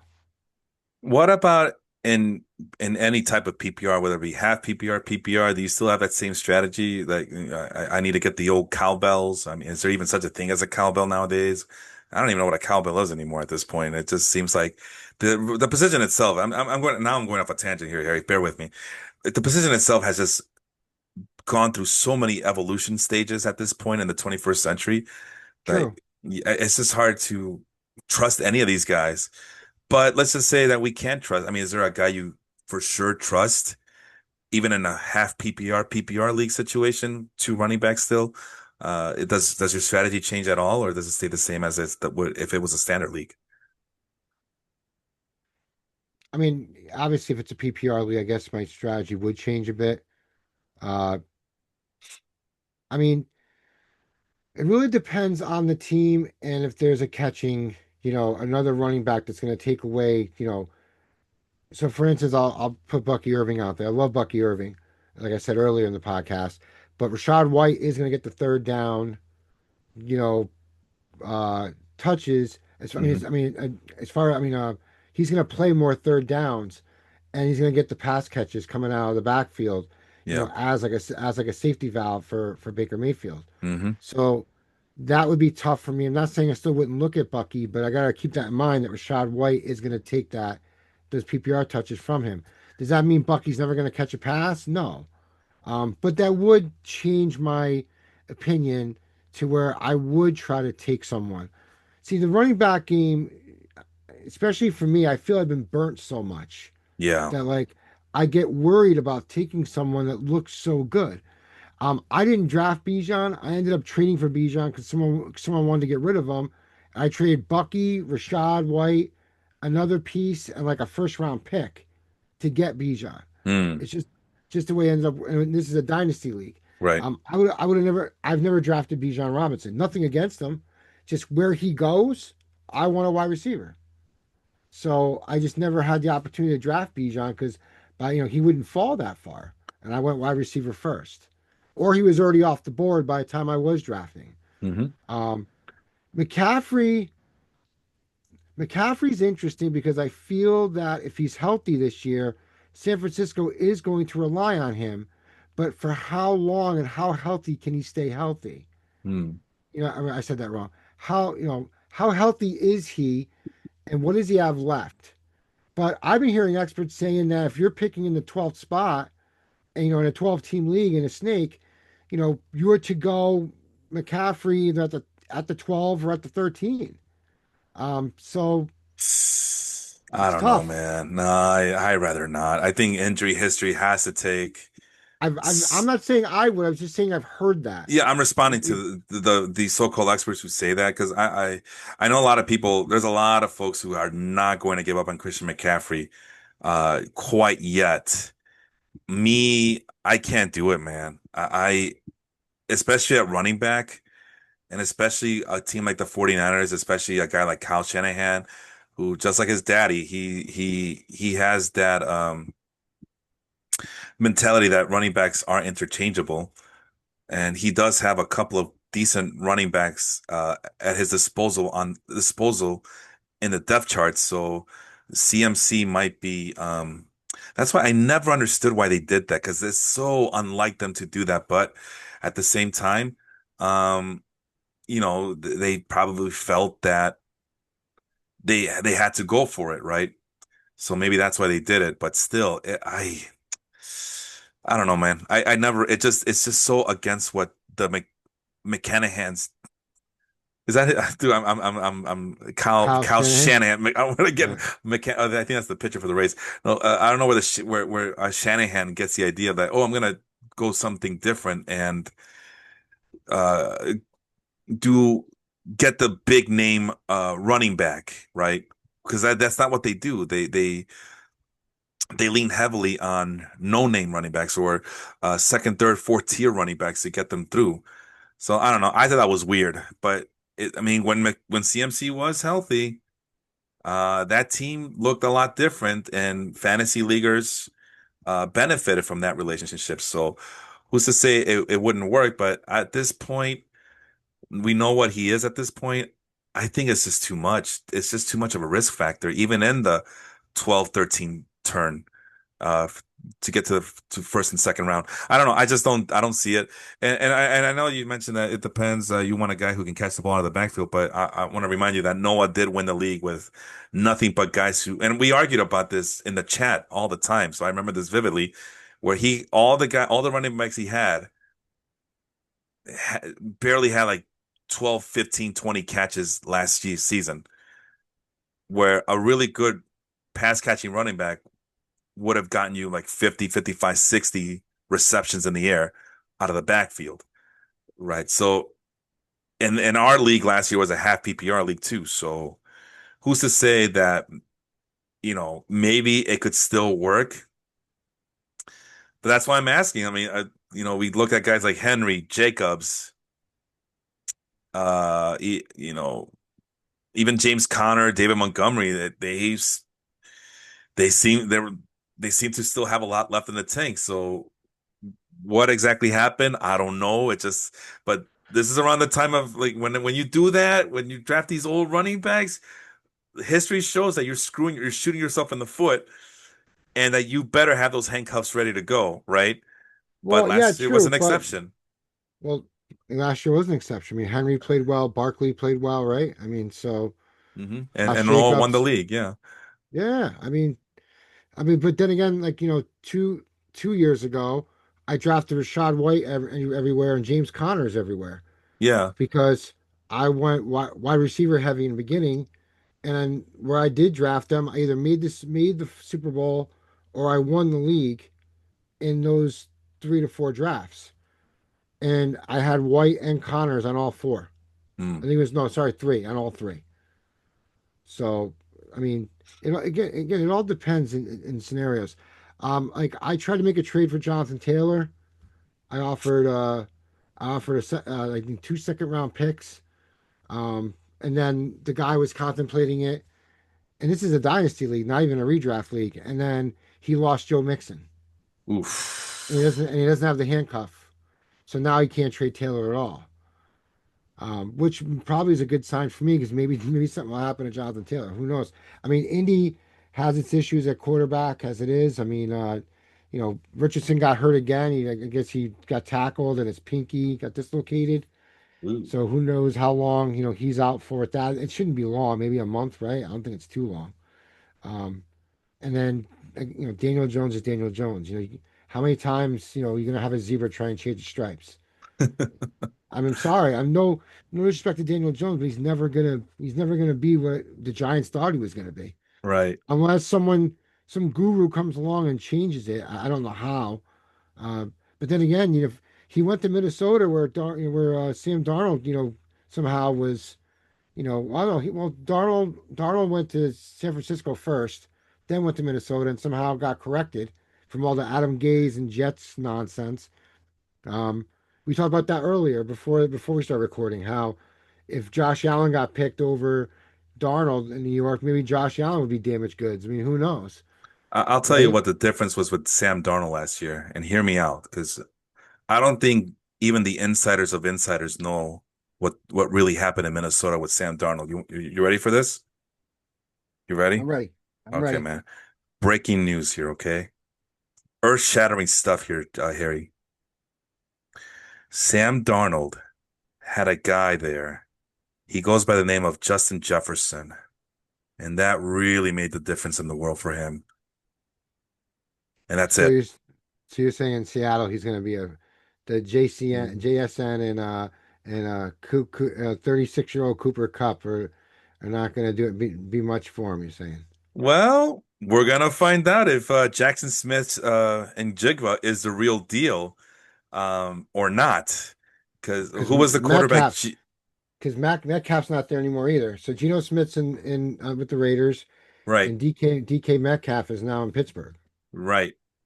So we're gonna find out how real he is because my theory is that some wide receivers are quarterback proof. DeAndre Hopkins played for a lot of crappy ass quarterbacks in Houston, and he still got his numbers. I mean, Brandon Cooks, all he does is cook. He doesn't matter who's in the backfield. He's gonna get his catches because he knows how to get open. Some guys are just special like that. I'm not saying that it's always the thing, but it really does become a chicken or the egg kind of situation. Who made who here? Who gets credit? Does the wide receiver get credit for making the quarterback look so damn good? Or does the quarterback get credit for making the wide receiver look good? There are times where the quarterback, you think about guys like Tom Brady, who you can't really name a lot of good wide receivers on his team because he made those guys. At the same time, Tom Brady became a superstar as soon as the Patriots got a guy like Randy Moss, superstar in the sense that he would start doing these crazy ass numbers, right? I remember he scored, what was it? He set a record for most touchdown passes in one year.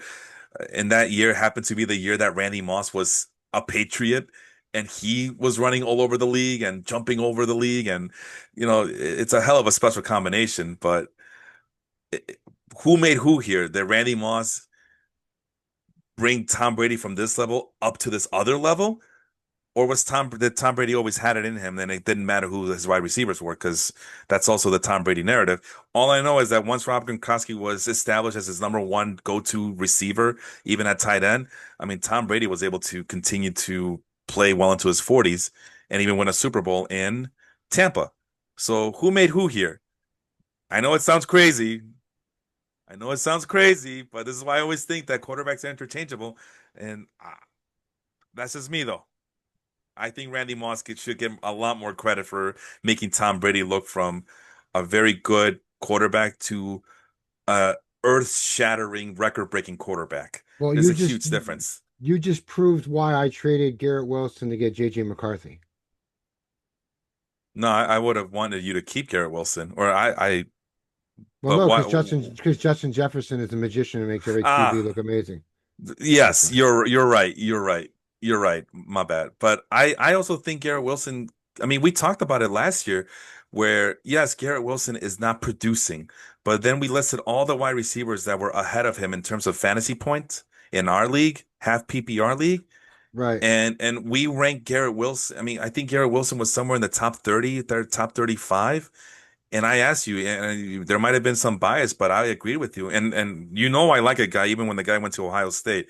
I really like the guy. When I said no, Garrett Wilson should be in the top 8 or something crazy like that. We have it on the record. That's how much I think about Garrett Wilson. I'm not saying Garrett Wilson is the same level as Justin Jefferson or that he could be, but Garrett Wilson, top 10 wide receiver, is not a far-fetched idea. Not in my book. No, no, I'm not saying that at all. But in my Not you, but other situation, people might. Other people might. right. Go ahead. And I'm saying I know it's dynasty. We're not talking about the redraft, but when we traded Wilson to get McCarthy, whatever pick we got back We ended up trading that pick.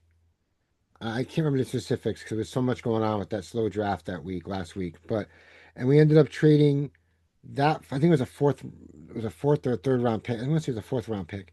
Ended up trading a fourth round pick and something else to get Demario Douglas in New England to give us wide receiver depth, who's young, and to get I think it's Ben Sinnott, the tight end that's supposed to be taking over for Ertz eventually in Hmm. Washington, and we have Jaden Daniels. So, and it is a tight end premium league. Um, so the scoring is higher. I think it's uh, PPR plus you get 1 point for every 7.5 yards caught rather than every 10 yards. So that's where tight end seems to be more important in this particular league. So yes, it hurts as a Jets fan, and it hurts just as like someone who does like Garrett Wilson to trade him. But my point is that almost like 99% of the roster is always available Mm. in that type of format because you can't.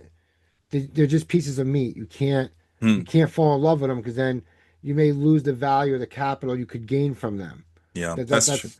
that's Yeah. that's all I'm trying to say. No, that's definitely true. And that's like the biggest mistake. And that should be part of the manifesto here is like don't draft your favorite players on your favorite No, team. Just don't do it. nope.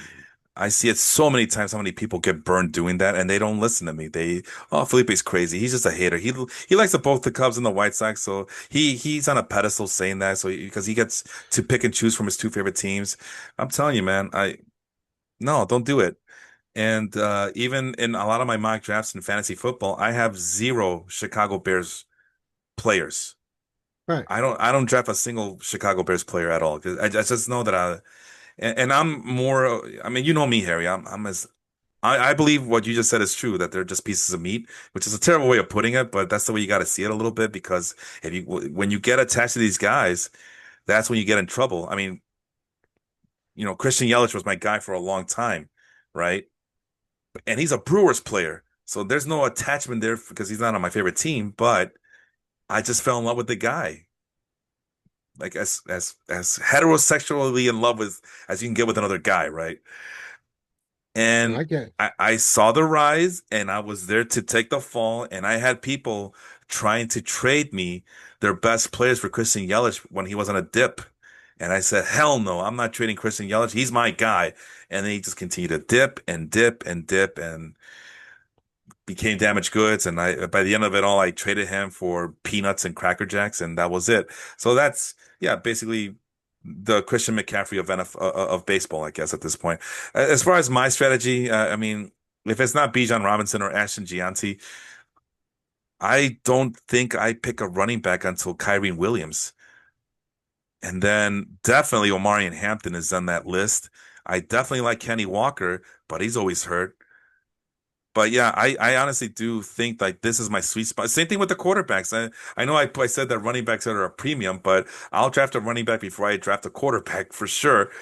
But this is my sweet spot, this 16th through I would say 30th spot. Maybe, I will say in a redraft league, I do like DeAndre Swift this year. yeah, that's what I'm getting a lot of that from so-called fantasy experts. They do love DeAndre Swift this year. I don't know why, but I don't know. You tell me. Maybe you know something I don't.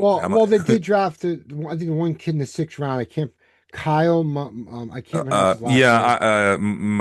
it's like an Irish name or something. Hold on, Yeah, like Kyle and so Monangai, like this guy right yeah, here, yeah, Monangai, Monagai, yeah, Monangai, Monagai, whatever. right. So I mean, I do have I've read and heard that there's some upside to maybe him being some type of sleeper, but it's a shock sleeper if that. You know what I mean? Like Yeah. no pun intended. But like it's like a you know he's not a Caleb Johnson. Who's gonna come out and play right. Or might challenge to play right off the rip. 6 games in. He's definitely not a Marion Hampton or Ashton Genty. But my point is that like you know there was no splash like there was opportunities in the second and third round I believe for Chicago to draft a more fancy household name Hmm. fancier running back and they didn't do it. Right. So that to me says that Swift is going to be the guy. So with that being said, in a redraft league I would take a flyer on Swift in the right position at the right ADP. The last thing I'm gonna say about the running back position is I don't do handcuffs. I just go best backup available, right? I just feel like I mean, unless I get James Conner, and I'm also gonna get Trey Benson just because I think that much highly about Trey Benson. That's the only time you're ever gonna see me do handcuffs. But other than that, I'm just trying to get the best running back available, the best backup running back available in the right situation. So it's both situation and skill. A combination of the two is how I have it in my head. It's it sounds crazy, but there's a method to the madness inside my head, and I'm highlighting Zach Charbonnet as that's a guy I really like um, this season. Now, before you get at me for next year, it might be different next year, Harry. Maybe next year he's a top 12 running back, and I'm like, no, that's too expensive for me. I don't want to do that. No, last year would have been perfect, but not this year. So things are always dynamic. I just want to point that out before anybody else accuses me of flip-flopping or anything. But yeah, No, I just no, hold on. I just you were just really you really criticized Stroud and how Ohio State's cheeks, and you went on and on. Like I that couldn't was la- stop hearing about that like was about last year, man. This oh is man. 2025, bro. You got to be able to, you know, like you just mentioned, you have to be adjusting all the time. Fantasy Right, but the sports, you have to be I adjusting all understand the that. time. But the way you were talking is if like you had no faith in the guy, he's got no talent, you would never ever, draft him again. That's the way it came off. It was really brutal, like how much you picked on Stroud, like and how much Ohio Damn. State guys Uh, are cheeks. Like I saw the word cheeks come across the chat screen, at least 5 or 6 times. yeah, well, that's because the I'm Ohio State fans are so sensitive, you know. I'm not an Ohio State fan. I'm just No, telling no, you what I you're not. saw. You're not. Do But you have a college football team? I forget. Is it I UConn? mean, it is UConn because I'm a UConn guy, but like when I was younger, it was, I was into the Miami Hurricanes because my best friend was, and then I kind of got out of it. And then I recently started following Michigan. Um, so, but like, if I have to pick one, I'm really a UConn guy all around. But I don't follow the football program the way I should. I kind of just got back into college football in the past couple of years. Like, I'd watch it here and there. I was like a casual fan, just because I had so much going on Saturdays. But I've kind of gotten back into it. So Yeah. I tend to follow Michigan. I'm actually very happy that the kid that was the running back at Michigan, Edwards, might actually make the 53-man roster for the Jets. Oh, And okay.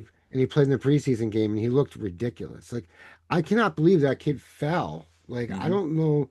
Like he was supposed to be some big stud coming out of college last year, last I knew. And then Mm-hmm. I don't know his story. I need to kind of read up on it. But I'm excited to see if the Jets tend to keep him because he looks like he deserves to be on the 53-man roster. I don't know. We'll find out. Yeah, I'm the same way. If I have to root for a team, it'd be Michigan, and just Yeah. by default, I'm a Big Ten country here, and Michigan seems to always be a good team, and it's still better than rooting for Ohio State in my book. Anyway, I'm scrolling down the running back list, and there's a lot of good names here. There's Devin Neal that might have some upside at RB 74, Joe Jordan loves him. James, Devin Yep, Neal. Jordan James. Yeah, Devin Neal, Interesting. Jordan James. We like them. We actually drafted Jordan James on two teams for Dynasty. I still want to believe in Jaleel McLaughlin, although I don't know what the Broncos are doing, but I know they drafted a rookie running back who's RJ Harvey. RG Harvey, thank you, who is supposed to be good, but McLaughlin in spurts and in flashes look pretty decent as well. But yeah, I think that's where it ends there. Maybe 81 with Ollie Gordon, but I think he's more uh, of a goal line presence than an actual Right. dependable running back. But there's a lot of good names, and I'm just picking and choosing. Like if you ever look I at my mock drafts, I'm just finished with this. If you ever look at my mock drafts, it's like diversifying my portfolio. I rarely have guys on the same team. Like you mentioned, I don't do the stacks. So I just think you're limiting yourself. I just and then when the bye week comes, now you're trying to replace like four guys because you want to stack the Tampa Bay Bucks team or uh the Bears team, I guess, because you're a Bears fan. Go ahead. no. This. I mean, in my opinion, and again, I'm not Debro or anyone out there with any type of huge expert analysis, but the double dip should only be like a top end QB with a top end wide receiver type thing. Like that's the only Yeah. time like I had the year we won the auction league, I had Josh Allen and Stephon Diggs when he was still in Buffalo, and that Josh Allen did fine for us, but Stephon Diggs played like crap, Mm, and thankfully we still won. but we had Justin Fields and DJ Moore. And DJ Moore went nuts that year. You know what I mean? That was Justin Fields last year in Chicago. And DJ Moore went crazy. So it does work from time to time, but you got to have the right setup and the right togetherness. You should, I mean, in my opinion, and I understand we can differ. I would like to have Joe Burrow with Jamar Chase, but that's just me. You know what I mean? Like Yeah. that's a good fit in my No, opinion. that's a But real fantasy, right? but again, it depends on the scoring in the league. In your league, no, no thanks. Um, in other leagues where quarterbacks, get more for throwing and stuff, then yeah, I mean, I would. I tried trading for Burrow where I have Chase, and the guy won't give him up. And But of course that's never gonna be an issue with me because all my quarterbacks are like mid tier, like in the middle of the pack of quarterback rankings, and like yeah, I'm never gonna be able to get a Joe Burrow and Jamar Chase. The most I can do maybe is Trevor Lawrence and Brian Thomas. And even then, do I really want to get Trevor Lawrence? No, I'd rather have CJ Stroud. Oh, but you were bashing him. That was last year. This is now, as Hatebreed would say. This is now. But yeah, I just anything after the six RB 16, RB, well, even Alvin Kamara, yeah, for sure. RB 15 and beyond, let's say maybe RB 30 with Tyrone Tracy, that's where I'm starting to look. Okay, now I need to get my running backs because I should have two or three wide receivers, really good wide receivers, in my stable. And then after RB 31 and beyond, I'm just looking and picking and choosing the best uh, backups available, regardless if I have him on my team or not. Jalen Warren deserves a spot. Even Quinshawn Judkins, yeah, he's going through some issues. We don't know what his playing status is, but he is so damn good. And the Browns, what? What? You're telling me if Judkins isn't cleared like Brock Lesnar, it got cleared at WWE. You're telling me the Browns aren't going to play the guy because they need Jerome Ford to be getting his touches? No, come on. The Judkins is the guy there. You the know, kid Sampson's got some talent too. I mean, he's not Judkins, true. but he True. does have some talent. I mean, so I mean, and, True. and, and Jerome Ford seemed to be serviceable, but no, I think Judkins eventually has that job once if he's ever cleared of what's going on there. Yeah. And yeah, and then maybe in that case, if you do get Judkins, maybe you have to get Dylan Sampson, but as you see, Jerome Ford is ranked ahead of him. For now, Right. for now, I don't think that's, you know, You Rico know what? I Rico do like Dottle. Ray. I also like Ray Davis. I mean, I know Cook Mm. just signed a 4-year extension this morning. Hmm. So who knows what happens with Ray Davis now? But Buffalo's got three. I mean, Cook's great, right? I mean, or on the cusp of being great. Davis is very, very good from what I've seen of him. And then Ty Johnson, who's a former Jet, he's great catching out of the backfield. So that running back, I know it's not fantasy much is related, but I would always keep an eye on Ray Davis moving forward. If he was to ever leave Buffalo and go somewhere where he could start, I think Ray Davis has the goods to be a starter somewhere. How great remains to be seen, but I think he has the potential. And I'm looking at the RB 50 and beyond. I get more excited for this 10 running back grouping than I do for that first 12. As crazy as that sounds, you might call me an idiot for doing that. Not you, but the general you might call me an idiot for thinking that. But this has a lot of potential for some real damage, and the cost is right. I mean, they're going in the what was 49.7. The hell is that supposed to mean? Oh, like 50th pick? Really? Rico Dottle in the Yeah, 50th pick? I I guess. guess. It's jinx. That doesn't sound right, but whatever. Rico Dottle, I do like him as a backup, with or without Chuba Hubbard on my team. We talked about Sampson. Braylon Allen is another guy for your Jets that I really like. I know that they drafted a third guy in there who is supposed to be getting touches, but I will believe in Braylon Allen until they give me a reason not to believe in him anymore. So that's my strategy at running back. Because I'm very stingy at running back because the real cream of the crop, I don't care what league I'm in, standard, PPR, whatever. It's the wide receivers. There's my guy Jamar Chase. You got one more immaculate year from Jamar Chase, and I think it starts to dip down after next year. That's just me though. I'm just trying to be cute here and try to do some long-term speculation storytelling here, like the WWE does over there. Like my wrestling references there? I You do. like it. How you do? Justin Jefferson, we talked about him, and then CeeDee Lamb, Malik Neighbors, those 3A versus 3B. I prefer Malik Neighbors over CeeDee Lamb, but if I get quote unquote stuck with CeeDee Lamb, I'll be fine. Then the real question gets to Puka Nakua, but it's hard to question his um, productivity over the last 3 years or so. And I mean, everybody here is just so damn good. And I'm trying to figure out where that dead zone is. And it's probably around the Tyreek Hill area. And even then, you got the T. Higgins, JSN, Devontae Adams, Mike Evans. Will we see another 1,000 yard performance?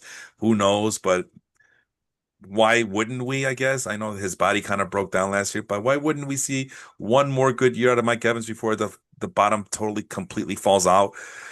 And then you get to Garrett Wilson, and this is just criminal, man. Our wide receiver 17, nah, bro. I am reaching for Garrett Wilson in all my mock drafts.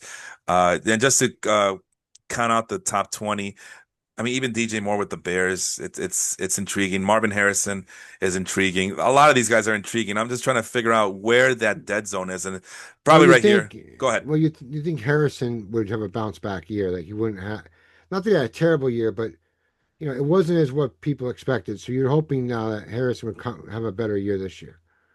You're hoping so, but usually when you hope at this position, you get burned. Yeah, So.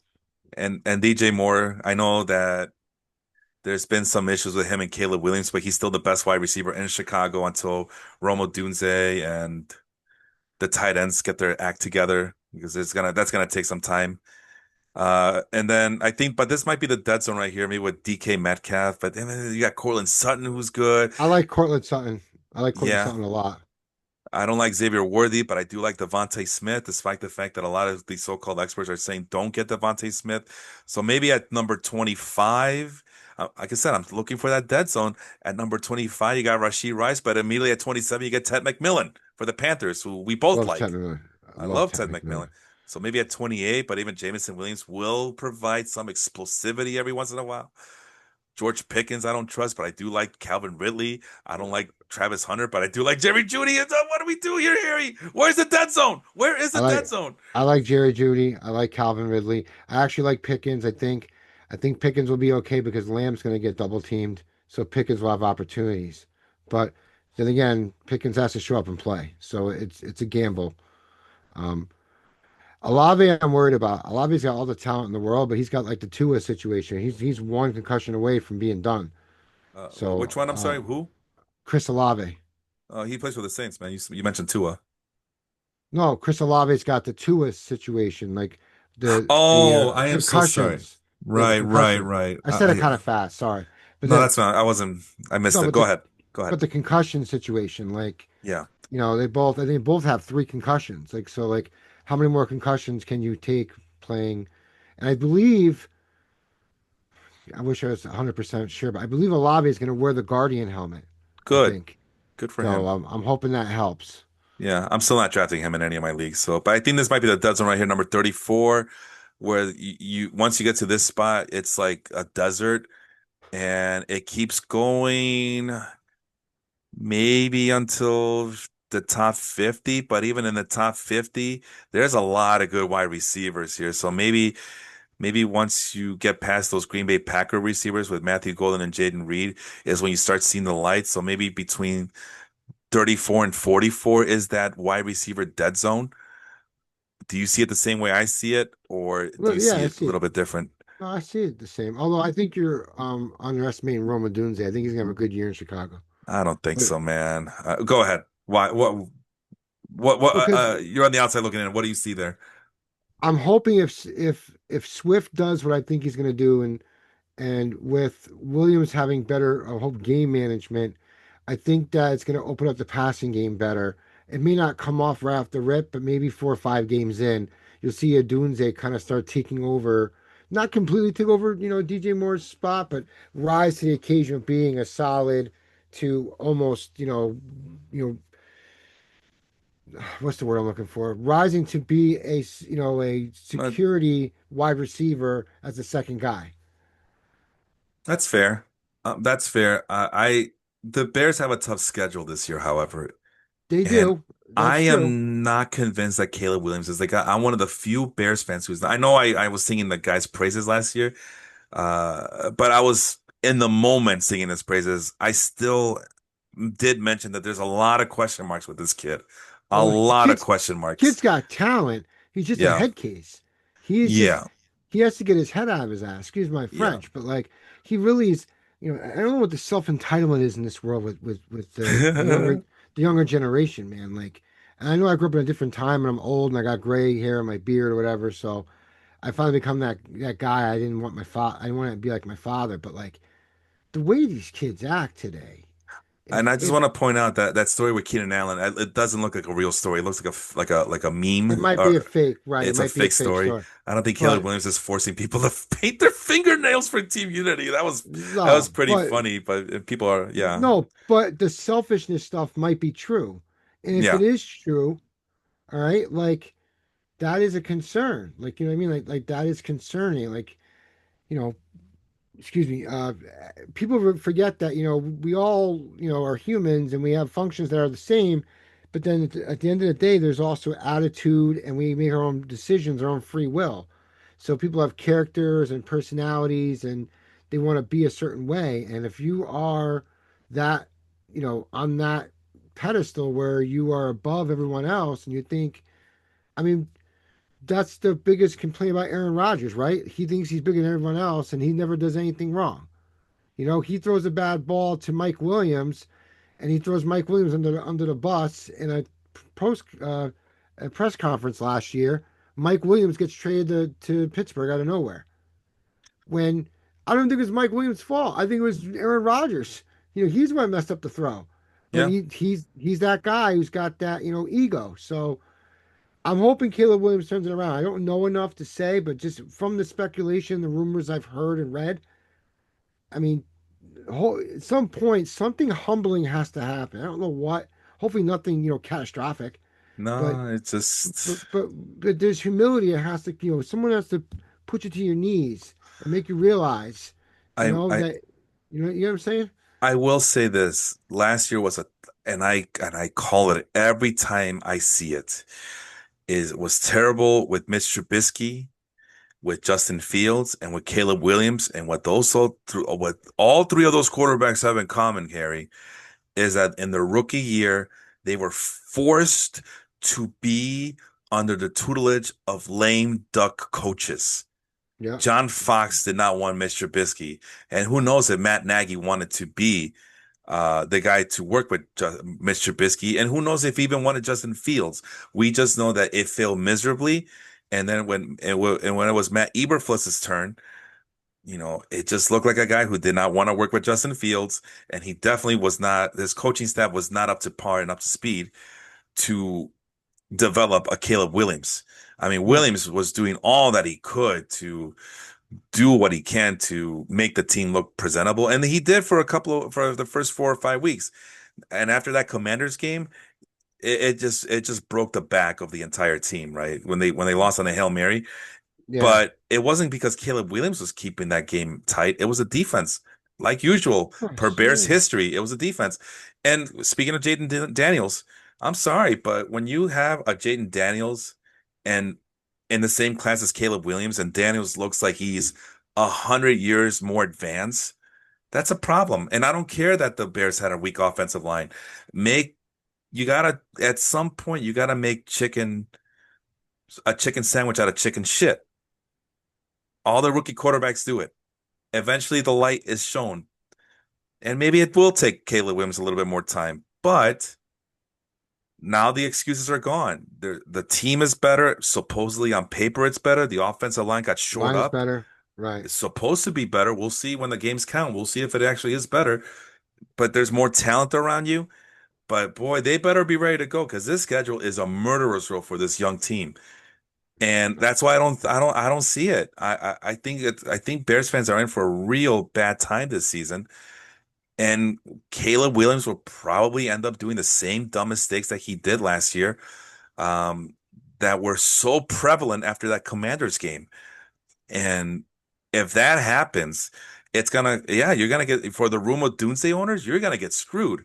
For the what was the guy that we drafted? The tight end from Michigan. Oh my God. Oh, And it's a guy, Cortland. Cortland Copeland or some crap like that. Is it Cortland? Yeah, it's Copeland or something like that. Yeah, We'll get to the tight end soon enough, but we're running out of time here. But yeah, I mean, as you can see, there's plenty of decent wide receivers. You're just picking and choosing your spots here. But yeah, you want to get them early, and then instead of waiting around for wide receivers, this is around the time where you start drafting those backup running backs in my book. And then if you have time, if there's still some quarterbacks left, then you pick and choose your quarterback from the rest of the litter there. And the tight end was Colston Loveland. That's who thank it you is. so much. Cool. Yeah, What the hell was I thinking? Loveland. You're not a real Bears fan? Yeah, because I've been studying fantasy. But okay, the final thing I'm going to say about this, we're not going to get a chance to talk about defense and kickers, but who cares? Those guys are even more interchangeable than quarterbacks in my book. Streaming and agreed. team Agreed. play and who's on yeah, whatever. I'll pick a defense. Like I'll swap in and out every week, Yeah, unless I have to pay for the waiver. Then no, I'll live with whatever. But yeah. the defense isn't important to me necessarily. It just But isn't. as far as tight end goes for me, I just look at who's ranked number 10, and that's when I start looking for my tight end. And this is the guy I've been targeting in all my mock drafts. Tyler Warren of the Indianapolis Colts. I'm not paying attention. I love Brock Bowers. I really loved him last year. So if you love him so much, why don't you draft him this year? Because he's going as tight end number 1, and he's going super early, sometimes in the first round because people are desperate. I'm not doing that. I don't want to do that. And I'm sorry, I think this means that he's going as tight end number 1. I'm Right. sorry, folks. That's what I meant. So he's going as tight end number 1, which makes sense. Not in the first round. No way. And I love Trey McBride. I really, really do. Believe me, I do. I don't want to pay tight end 2 prices for a Trey McBride though, or for George Kittle, or for Sam Laporta. And I love all these guys. Truly, I do. Even Mark Andrews, I was getting in some of my mock drafts earlier on in the season, and I think people caught on. And now Mark Andrews is going way too early for my taste. And then you get into this like little bit of a dead zone with Evan Ingram and David Njoku, which I believe those guys were in the same draft class, maybe. Right. Maybe. I I think so. think. I The think other guy so. was OJ, not OJ OJ Mayo. Howard. OJ Thank Howard. you. Where's he at? I remember my buddy Matt Bushel and I. Well, I like David Njoku, and I think I even like Evan Ingram. No way, man. OJ Howard is the guy, and now OJ Howard's nowhere to be found. Yeah, But I think he's retired, right? He was in Tampa uh, Bay. He he was in Tampa retired, I Bay. believe. Yeah, well, that's a shame. Tyler Warren is the guy to get. And if I don't get Tyler Warren, then I go with Tucker Kraft, Yeah, I maybe like Tucker Dallas Goddard, Kraft. I like Tucker Kraft. maybe Jake Ferguson. And you know what, Harry? If all these guys are gone, in case of emergency, break open glass, you know who my guy is? Kyle Pitts Sr. Absolutely. At tight end 17. Who says no to that? The price is right. Come on down. Take a chance on Kyle Pitts. Who cares? You waited this long at tight end. You missed out. Why not? I've been getting Kyle Pitts as my tight end 3 sometimes in these mock drafts because I'm practicing for the 2 tight end league that we're about to embark. So sometimes I get both Kraft and Warren, and then Kyle Pitts is my tight end number 3. All because I'm willing to wait at quarterback. Isn't that cool? That's a team Nothing, right there. What? nothing wrong with that. Absolutely not. And then maybe Zach Ertz and maybe Hunter Henry. And then if I really want to go deep, this guy, Cole Kmet. I, I don't know what the Bears are doing, bro. I don't know why they drafted a tight end in the freaking first round where we have so many other needs. But I know Ben Johnson is supposed to be this mastermind on offense, which we'll see. We've seen plenty of offensive-minded gurus out over the years who become head coaches and then they flame out, right? Go ahead. You were going to say something? I'm sorry. No, I'm just shocked they didn't trade Komet, already. But I guess Yeah. they're gonna run a two tight end set. I mean, that's something I can think of. No, I don't Huh? know why they don't like Cole Kmet, bro. I mean, it just seemed like the perfect big target that Caleb Williams needs. And Cole Kmet had a handful of monster games last year, He but then he would certainly did. disappear. He would disappear. And it's so frustrating and I hate Notre Dame. You thought I hated Ohio Well, State. I hate Notre Dame, but I'm a but is Cole that Kmet. him? Is that him That's disappearing, or is that the coaching and the play calling?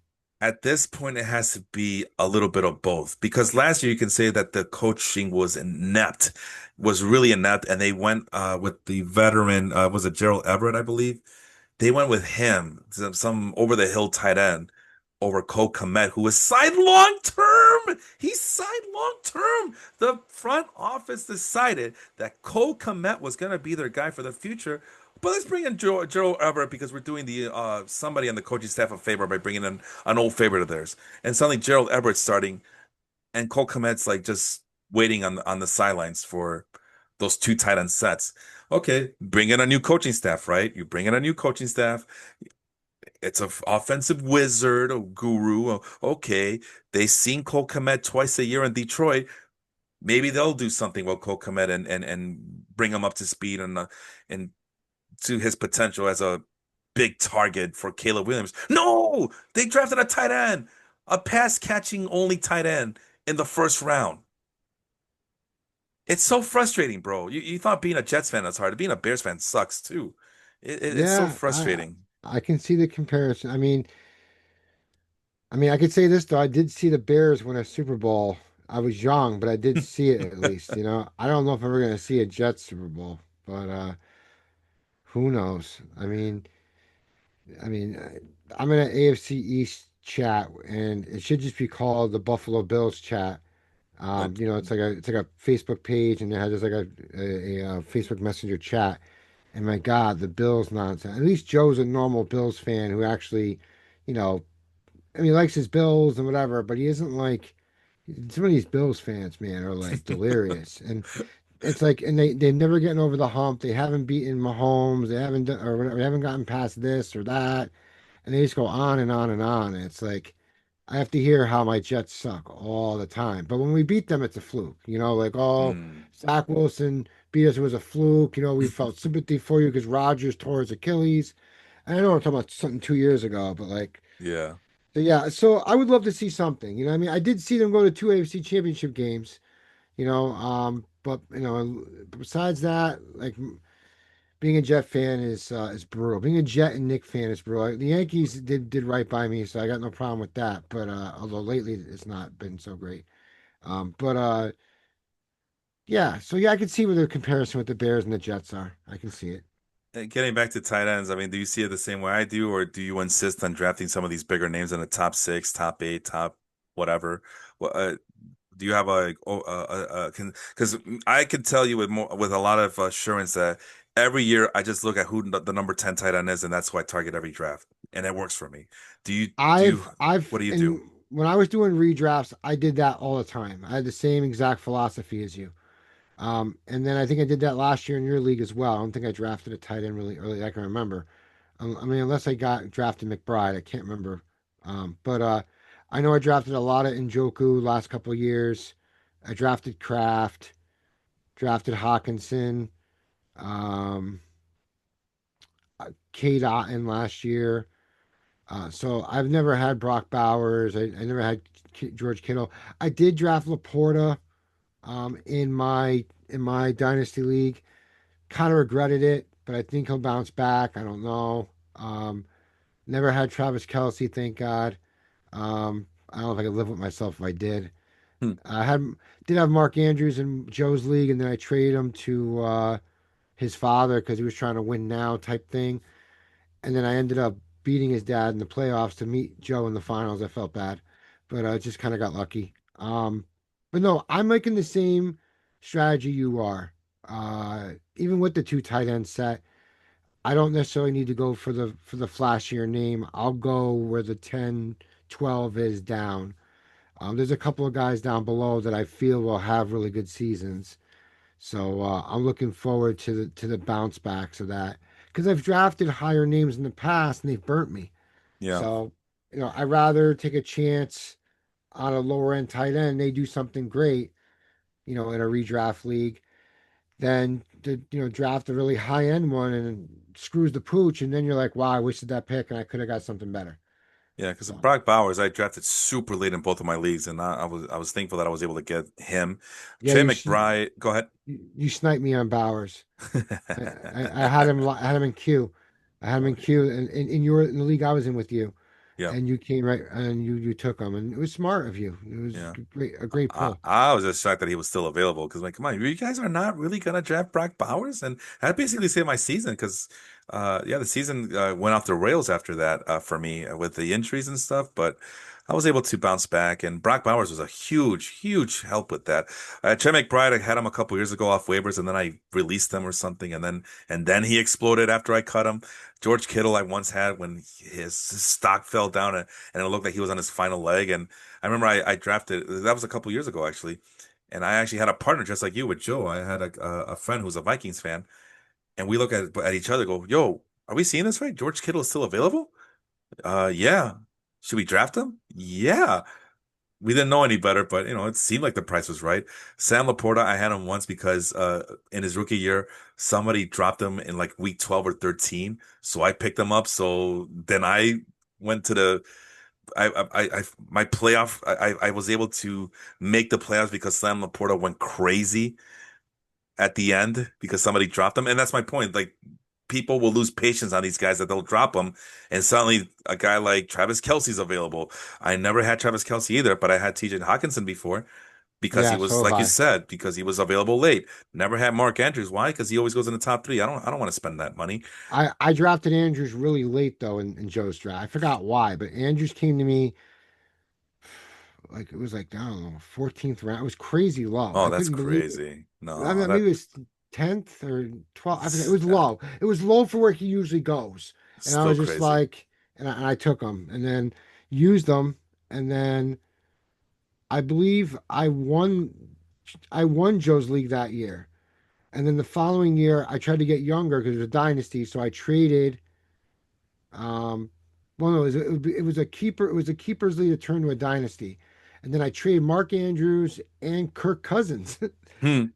to get draft picks and to get younger, and to his father, and I ended up still beating his dad in the playoffs to get to the finals this past year and losing to Joe. So it's kind of funny how that works. And look at that. Brock Bowers going in the top 16. I don't think so, man. I don't That's think so. tough. I don't want to That's do tough. that.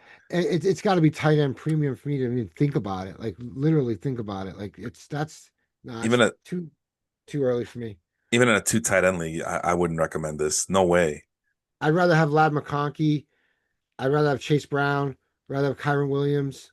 Yeah. Jonathan Yeah, Taylor, AJ Jonathan Brown, Taylor. Drake Yeah, London. I There's just love. so Oh, much. I love Drake London. I think London's gonna.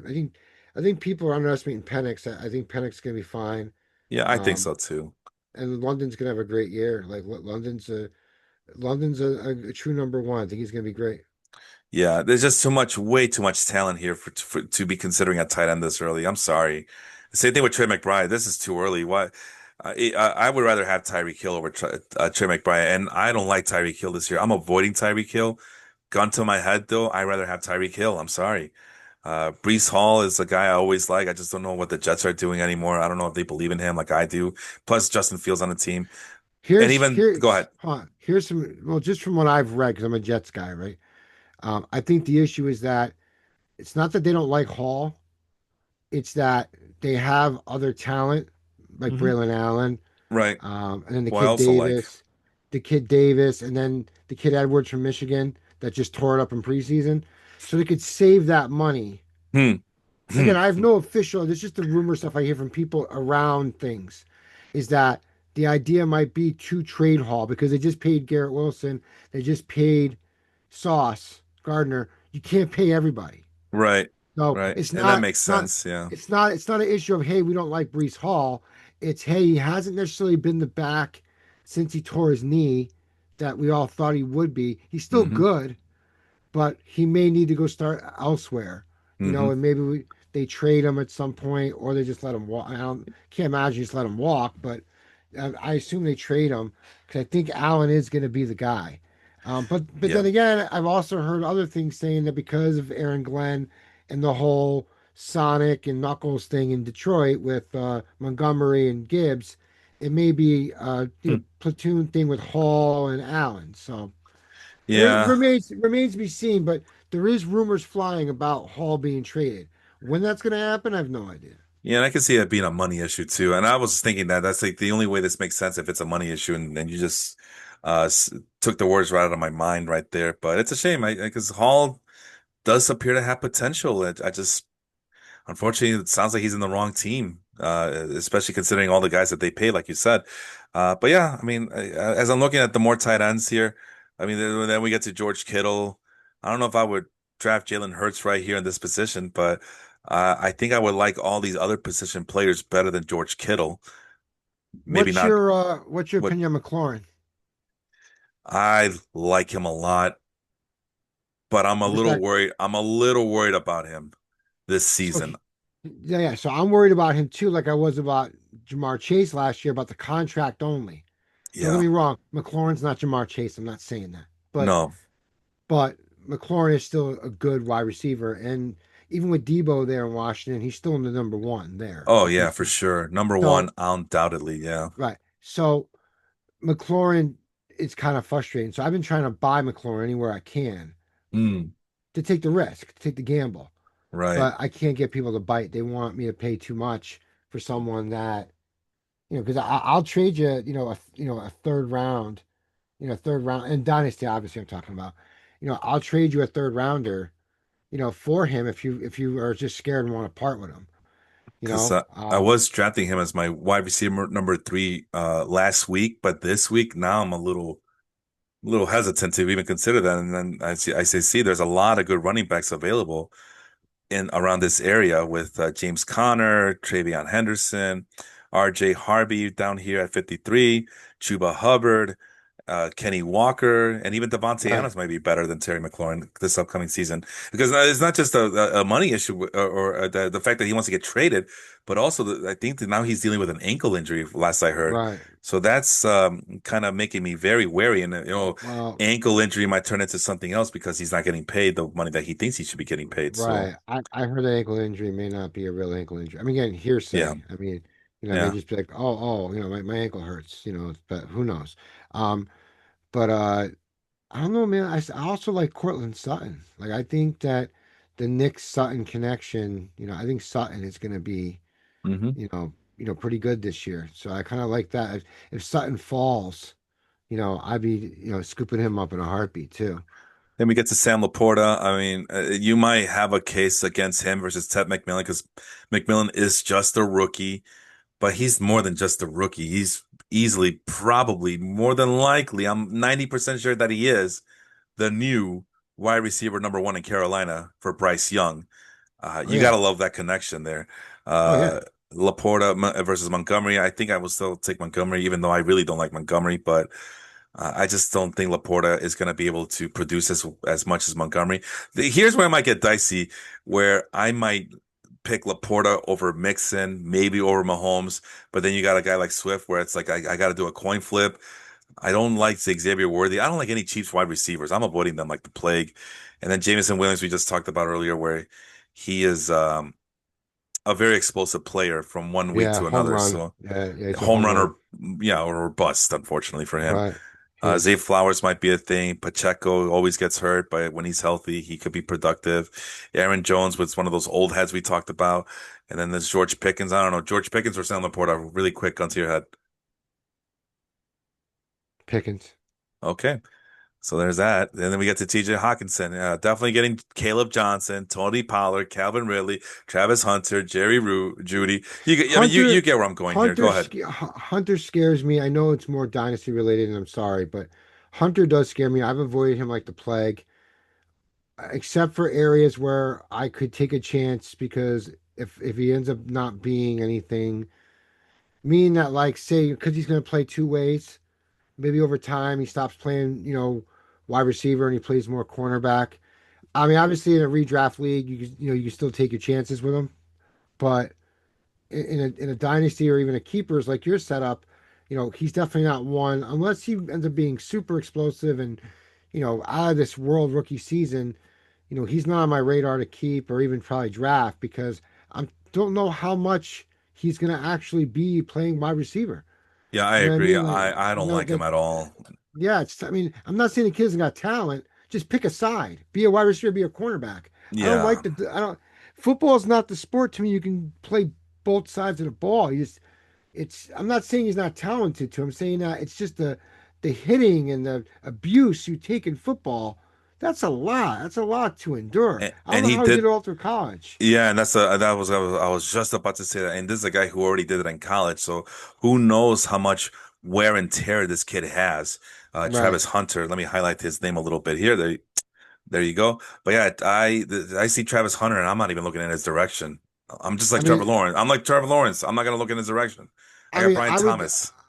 I would take Judy over Hunter, in a redraft league. I would take Waddle because I think Waddle's going to become, the new number because, Jonnu Smith's now no longer in Miami. So who's going to get those, Hmm. looks now?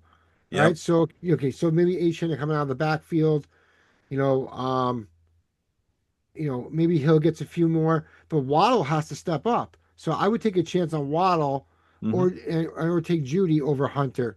I probably wouldn't touch Olave over Hunter, but I don't want to touch either. Um, Addison, if he wasn't suspended, Yeah. I mean, he suspended 3 games, and I already have him in my league. So, like, whatever, he's sitting on my bench and eventually he'll come back. Someone did offer me, like, I think a second round pick for him in a dynasty league because he's suspended, and I'm just like, I don't know, man. Addison's young. He's young. It's only like his second or third year. I mean, it's tough for me to trade him. You know what I mean? Like I Mm. understand. I mean, because he still went off last year. And if Jefferson gets hurt, Addison's getting everything. No, I Right. don't. Right. I don't think I could trade. You know what I mean? So that's why I haven't traded him or even considered trading him. Okay, What? okay. Odunze or Travis Hunter? Oh, it's Odunze. Yeah, Are you I honestly don't trust Travis Hunter at all. good I man? Good, just no, good man. Yeah, I agree with you. and I May, don't even may, like Odunze this year. Maybe I next know year you I'll like don't. him a little bit better. Next year I might be a know. different story, but yeah, I it's gonna I was just testing, the water. I just wanted to see where you're at. So, testing your temperature. So, but I agree with you. No, no, well, all right, no, all right. because you were Well, critical of Adunze a little bit, so I wanted to see where you're at. But yeah, I agree with you. The and Hunter is only you should only take Hunter if he falls that far, and you can no, you can, it's you can take the risk. But I'm still not touching him. no. The problem is that Travis Hunter is a known commodity, and he might actually be beating, like right, he might be beating out his ADP, man. Where he might go ahead of some of these other guys over here in the top 60, top 55, maybe ahead of Xavier Worthy. Well, because Just of the be casual fan not doing their homework. Yeah, I mean that's basically majority of fantasy football. Not in our league. I mean, we got some hardcores, but for everybody Right. else, I'm trying to think universally here. The WWE universe, right? Again, the references to WWE are just never ending. I don't even like the W. I'm wearing my AEW t-shirt, man. Nice. All out Chicago. I, Um, I wore I wore my Jet shirt tonight because we were talking football. So I'm wearing my White Sox hat because it's the White Sox, and I look good in black. No, I honestly think it's a casual thing. Travis Hunter, the Cy Young, oh my God, Heisman Trophy winner with the yeah, who went to Colorado with Deion Sanders and Shador Sanders, and I think that's where people, I got to get me some Travis Hunter, but yeah, I think I would rather have Roma Dunze because he's a more established wide receiver, and maybe I'm wrong about Caleb Williams. Maybe this is the year that him and Caleb, because they already have a good connection with each other. Like you could tell they get along, that there's some chemistry right. there. Yeah, It's they get just not. along. It's just physically and the games. It's not showing. But there's no more Keenan Allen, so this I is a. think we Go ahead. I think we all need to be humbled sometimes. And I'm hoping there's a scenario, again, nothing catastrophic, but there's a scenario that somewhere reaches Caleb and kind of grounds him a little bit. Uh, If I yeah. learned anything in the past week or so, just in personal life and everything else, balance is everything. Oh yeah.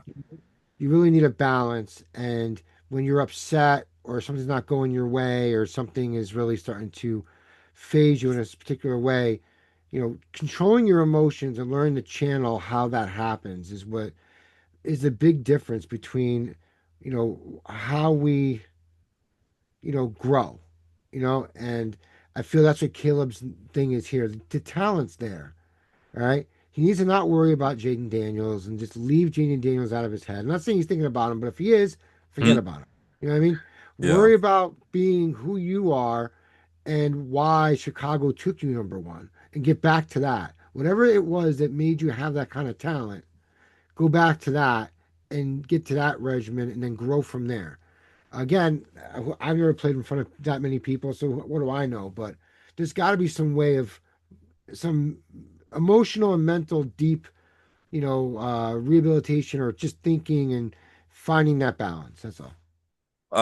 Old man question here: Stephon Diggs or Cooper Kupp? Which old wide receiver are you trusting this upcoming season? Tough for me because I did last year in your league and he ended up getting hurt. Yeah. But I thought he was a great fit in Houston though. So uh, I guess because of the fact that you know I think Cup is going to be somewhat healthier. I mean, that's actually very tough to say. I guess Yeah. my gut says Cup, but I mean I don't want either. But if you're making me pick under my head, I'm taking Cup. Yeah, Um, I'm also taking Cup. I just see a lot of slants and outs, quick hitches, right, and that could be Sam Darnold's security blanket. right. Uh, I don't know if it's gonna if it's gonna translate into big fantasy points. At the very least, in real football, it will. So, because I don't think Diggs is gonna be the same after that injury. I think it was a knee injury last I checked, and I know he works hard, but he also has a distracting girlfriend. You might say it can't be that bad. It's Cardi B, but I don't know, man. That's a recipe for disaster, and I want no part of it. At least Cooper Cup, I can see him being Sam Darnold's security blanket, and he'll rink it. Maybe he'll rink and dink into high production, like a Wes Welker used to do, or a Julian Edelman used to do with Tom Brady. That's my thought process. That's what I see out of Yeah, Cooper Cup. no, I could see that for sure. I mean, again, he just has to stay healthy. I mean, Cup's Yeah, always had the talent, but he is aging, and yeah. you know, it's about staying healthy. Let's see. Is there any other interesting comparisons we can do? Because I know we're running super duper late.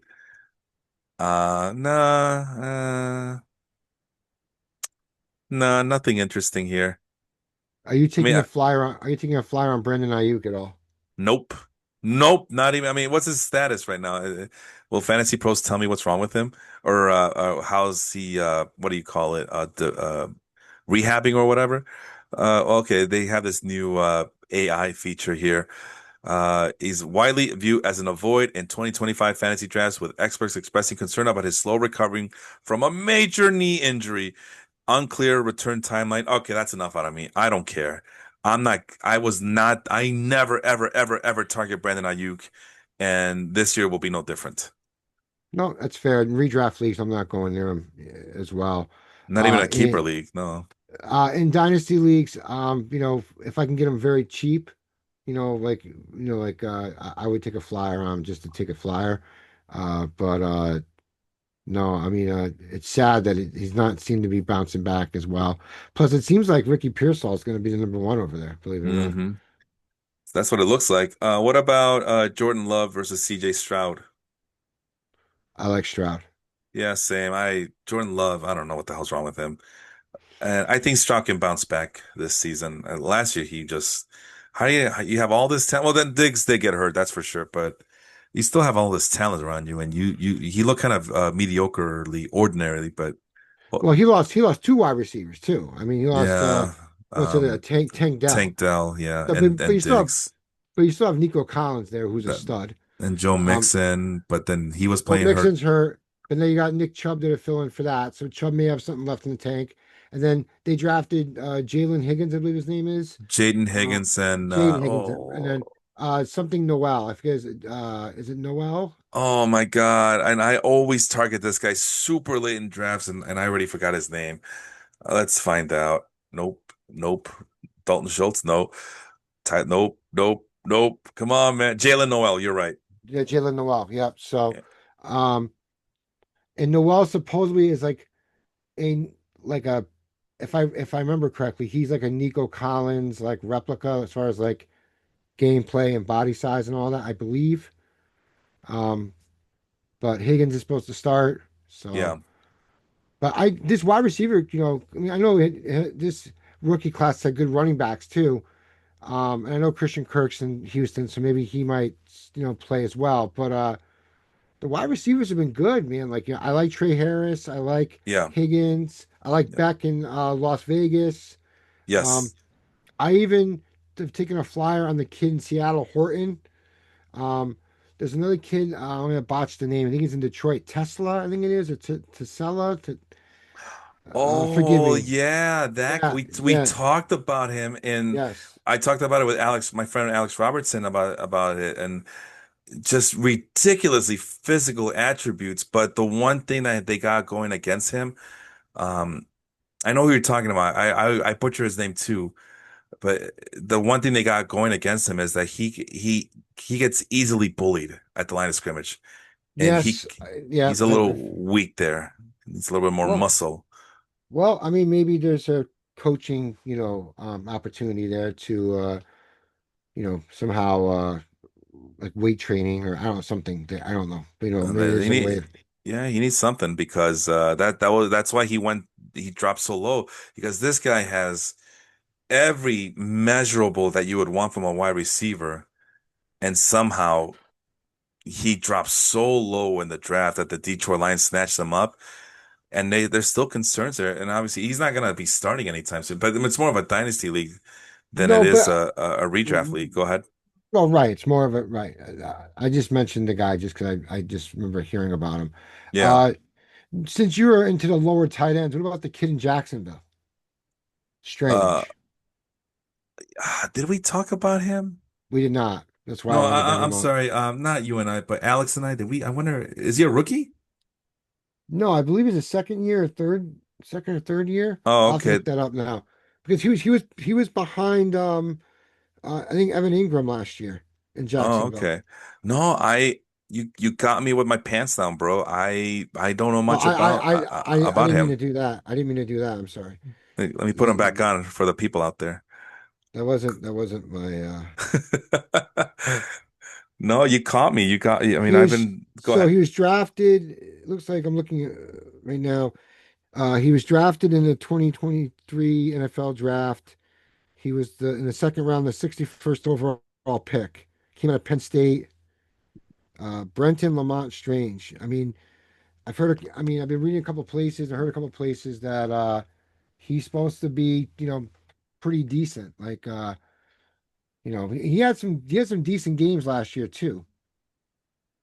Let's Yeah. see. Fantasy analysts generally see him as one of the most intriguing late round tight ends with legit breakout potential. Now, Jacksonville's clear tight end one after Evan Ingram and Christian Kirk's departure. Strange is set for significant workload, and his athletic, versatile profile has experts betting on increased production, especially at his modest ADP. Man, saying it's modest is putting it mildly. As I just lost him. He was right in front of me and I lost him. What the hell? Oh, there he is, Why the? 169. 169, where you're starting to talk about getting defenses and you're into Cedric Tillman territory. And as far as tight ends go, who was a previous tight end that would have gone? I mean, Michael Penix is going super late. So if you're seeing Michael Penix, then you are really at I a mean, point of no return. Go ahead. Isaiah Likely's right in front of him. I know that, Baltimore is weird. Like Baltimore played Likely a lot the year before.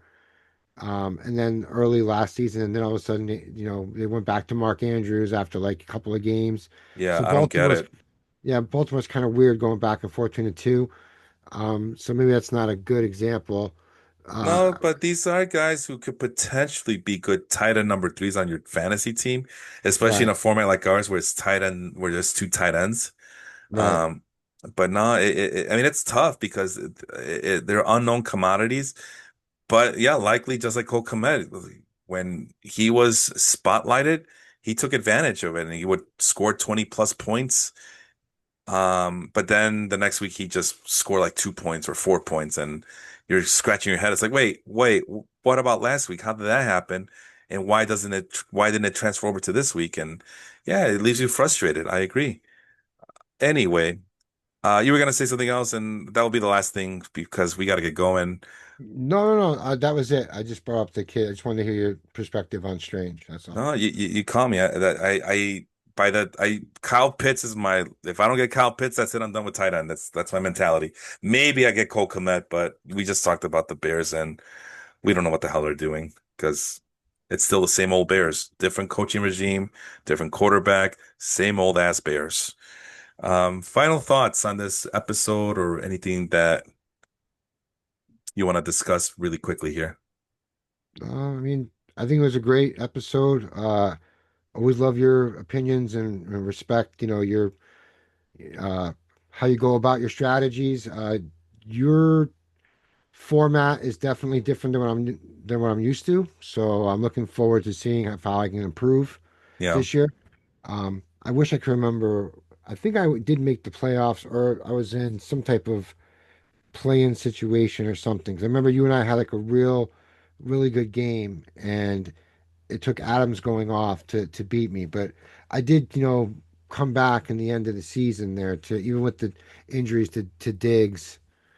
So I'm intrigued. I'm intrigued to see where things go. I think you do make sense about, the wide receivers being more important and that you can take running backs later. It all depends again though how you're drafting and how you're going to change on the fly, right? Yeah, Um, because I mean now and what works today, I that's what I'm finding out. With when experts speak highly of a certain player, then everybody swarms towards that player, and suddenly that player you thought you could kind of hide later on in the draft, he's now being drafted a lot earlier than you anticipated, and they're like, hey, that's my player. Why? How'd you get my player? That's the guy I was counting on later in the draft. So that's why you got to adjust, right? And that's why. And this is not all etched in stone. Like for example, if my league mates listen to this podcast and they know that Felipe's going to get three wide receivers back to back to back, and they're gonna all get wide receivers just to spite me, that's cool. I'm just gonna get the good running backs then, you right. know. Yeah. Yeah. Okay. Well, Felipe puts a premium on running backs and wide receivers. Okay, that's cool. I guess I will draft Jaden Daniels after all this early in the draft, and then maybe I'll draft a tight end early just because those are the best players that are available at that position. So, but like I said, it's not Bible, it's not etched in stone, but there is a method to the madness. I'm putting it out there because it's, podcast form. You got to kind of disclose a little bit of something about yourself. But also, I don't think no one's gonna, I don't think anybody can beat me. I don't think anybody wants to do the strategy that I do. No one has the guts to do it. No one. Basically, I'm saying that even when me disclosing it, it's still a unique strategy. No one does it. Bro, in the chat last year when I didn't even have a fantasy football podcast, I told people what I was gonna do. I told them, and they You thought I did. was crazy. You did. I remember. I've literally given advice to my in the past. I've literally given my league mates advice when they call me, "Hey Felipe, can you help me?" Like, bro, you realize that we're on the same team. We're in the same league this year, right? Yeah, but I'm desperate, man. I don't want to lose this week. Who are you facing? I'm facing you. Why the hell would I help you? Come on, man, you're gonna beat me anyway. I just want to make it respectable. Brother, I literally was on the phone with this guy talk. Okay, who's available to? Because and this is before smartphones, right? All right, brother, who's available? What do you got? Well, X, Y, Z are available. Okay, get X. You don't think Y and Z? No, bro, just get X. You'll thank me later. Just get X. Player X is the way to go. You're not gonna beat me, but player X is the way to go. I've literally done that before. Because I have confidence in myself. Like, no, the only thing that's missing and the only thing that's stopping me from world domination in fantasy football is that I don't do spreadsheets for fantasy football yet. I'm hoping that this is the year I do it. So we'll see. But the spreadsheets, they do me right, brother. They do me right. It's Believe in a the lot. sheets. It's a lot of time, man. That's the problem. And summer's awful is what I'm finding out for me because my wife likes to go out on the weekends in terms of let's take a road trip. Let's go to the water park. Let's go to the park. Let's go to the lake. Let's go to this. Like, can I just have one weekend to myself? No, apparently not. Not when you're a father. So, so I yeah, I have understand. to. I hear you. I hear Yeah, you. I'm I get telling it. you, brother. And so I have to find a little pocket of time. Shouldn't take me too long. But once I have those spreadsheets over and done with, you guys are gonna hate me. We'll see. I mean, listen, you still got to play the games, and the injuries have to stay off the radar too. So And this is a murderer's row, brother. This is a murderer's row of people, and this is years of playing free with these guys and just trying to, feel them out and see if these are good fits to embark on that next level. where I asked them, "Hey, you guys want to play on Fantrax, and would you guys want to do a keeper league with me and put a little something something on the side to make it interesting?" And these are the guys I went with, and these are murderers row of the best I played in the last couple of years. I mean, you are included. I played with Joe because of the you're his partner in the basketball league, and you guys did a great job of figuring things out on the fly. Shane, who's I've been playing fantasy baseball against him for 20 years. His team looked pretty damn good early on before he kind of fizzled out. Carey, he's my longtime nemesis. Primo is a longtime nemesis and one of the best fantasy leaguers I've ever played against in all my life. Robert is good. Raheel, I don't know much about Raheel. Jury's still out on Raheel, but every once in a while he'll make things interesting. James is pretty darn smart. Alex Robertson is pretty darn smart. And then you get to Noah well, Tyler. I forgot to mention Tyler. Tyler has also proven that he knows what he's doing. And then out of nowhere, the guy who I wasn't expecting him to do much of anything, Noah Miller, ends up winning the championship. So it's anybody's league, and everybody has different strategies. And now I just disclosed mine, so I do leave myself a little exposed, but that's okay. I like a good challenge, so that's why I pick the best of the best because I want to be challenged. I'm not afraid of it. So go ahead, come at me. I think you'll be fine. Whatever's gonna happen is gonna happen, and you'll adjust on the fly. And Yeah, that's what good, fantasy team managers do. yeah, You yeah, know, yeah. I mean, it's all out there. You know what I mean? Like you just have to go listen to it or do the reading, and then you put into action when the time comes. That's all. Absolutely. I agree 100% there. And, the players we like this week may not be the same players we like next week. I mean, fantasy football is that peculiar, is what I'm finding out. It just takes one podcast where they mention a certain player and everybody just swarms to that player. I mean, the players I was getting earlier this month, I'm not getting them anymore. I look back, I'm like, wait, I was able to get player XYZ last week. Where are my backup running backs I was getting last week? Gone, just gone this week. They're gone because everybody has adjusted. So now I have to adjust, and it's a game of back and forth. Call it chess, call it checkers, whatever. That's the strategy is what makes it fun, right? So that's what we're Right, here. right, That's what right. we're But here so for. it's a gift and a curse. You know what I mean? Like having these podcasts and having content creators who do it full time, providing their input helps, right? I mean, it helps everyone, but it's not just, exclusive to you. It's just, everyone's got E- access to it. Exactly, exactly. Yeah. And unfortunately, there's no Statcast, there's no Fangraphs for fantasy football. So you are under the mercy of like the big name podcasts, and they have a lot of sway, and if it's not the podcast, it's the websites, and they're the ones who sleepers, and they list five names, and everybody reads those five names, and they all swarm to those guys. Yeah. I mean, And even I believe even fantasy pros, you can link your team, I believe, or link your yes, league, and like you yes, can get optimization and coaching. I mean, you almost don't even have to do the homework anymore. You can just nope. pay, and then it's kind of stinks, in some No, aspects. it's a Yeah. completely different world than when I was playing it back 20 years ago, where there was, I mean, obviously the websites were still around, but you still had to kind of make your own decision without any assistance, Oh and yeah. just hope that the information you have is accurate. Now, I mean, if you really want to pay for the information that's out there, like there's a lot of good fantasy websites. I don't partake in any of them, but from what I understand is, including my old colleague at xnsports.com, Rich Rebar, is part of a network of fantasy football where a premium site where you have to pay him money so you can have access to his fancy schmancy advanced stats for fantasy football. Like, man, and it's only fantasy football where you have to pay for this stuff because it's the most popular fantasy sport in the country. So there's a premium for that. I don't pay Fangraphs. I donate to Fangraphs. That's the difference. But I love Fangraphs, I love the content that they provide, and I don't read in a lot of the articles, but you see me, man. I do a lot of my own research. You I do. will literally go and export a spreadsheet from StatCast and from the projections at Fangraphs, and that's what I based a lot of my stuff on. Is just what's the spreadsheet say? Which some people will say, well, that's very robotic of you, or well, are you even making any of your own picks? I mean, I still have my biases. I mean, you just see me today. Like I hate this guy. I don't like this guy. I like this guy. I like that guy. I still go with my gut. You know, I still drafted Justin Verlander despite the fact that the numbers say that he's too old to be pitching these days.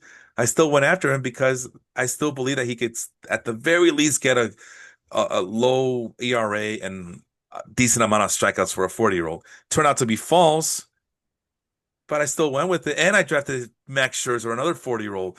Like, why would you do that? Sometimes these older pitchers show us how it's really done. I wouldn't do that for fantasy football with the running backs, I but get it. it's a game of adjustment. That's what is my point. Is what I'm trying to say. I adjust.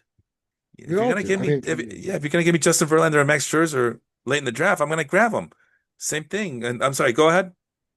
No, I was just agreeing with you that like you're gonna have to adjust. There's nothing wrong with that.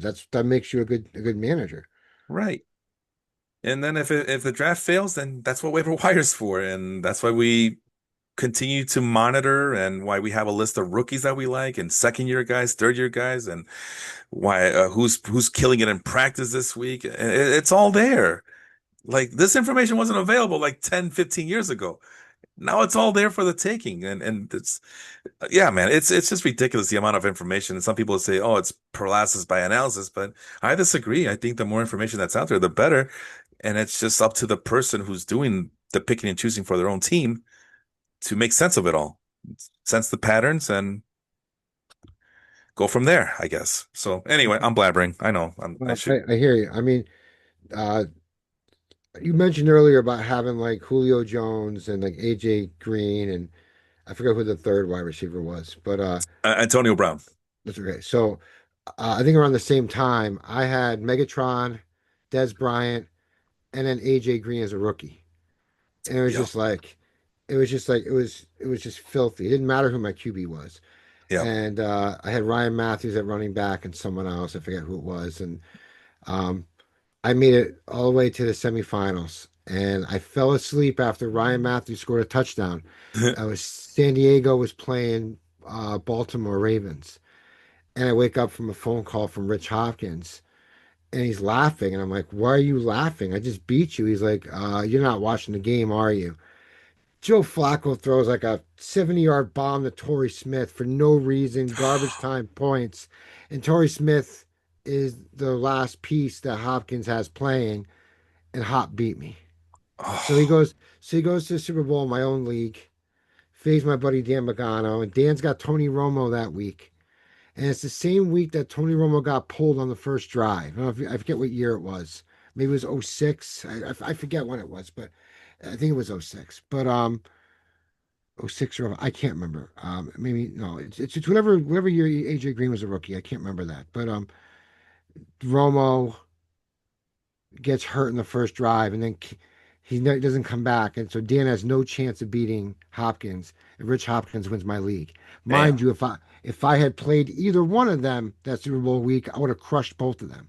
Yeah. And that's the So other deciding factor we didn't get a chance to talk about. It's the luck factor. And yeah, luck factor. So I was just bringing it up that like even with a three-headed monster I had, and I was steamrolling, towards the last part of the season. And even with a second seed and a bye and all that, I ended up still losing to unfortunate luck. And I actually didn't make it back to the championship game until 2 years ago. So I was in a drought for like years. It may have been 10 years. It was terrible. It was a terrible drought. But that's how you can do everything right and still end up being wrong.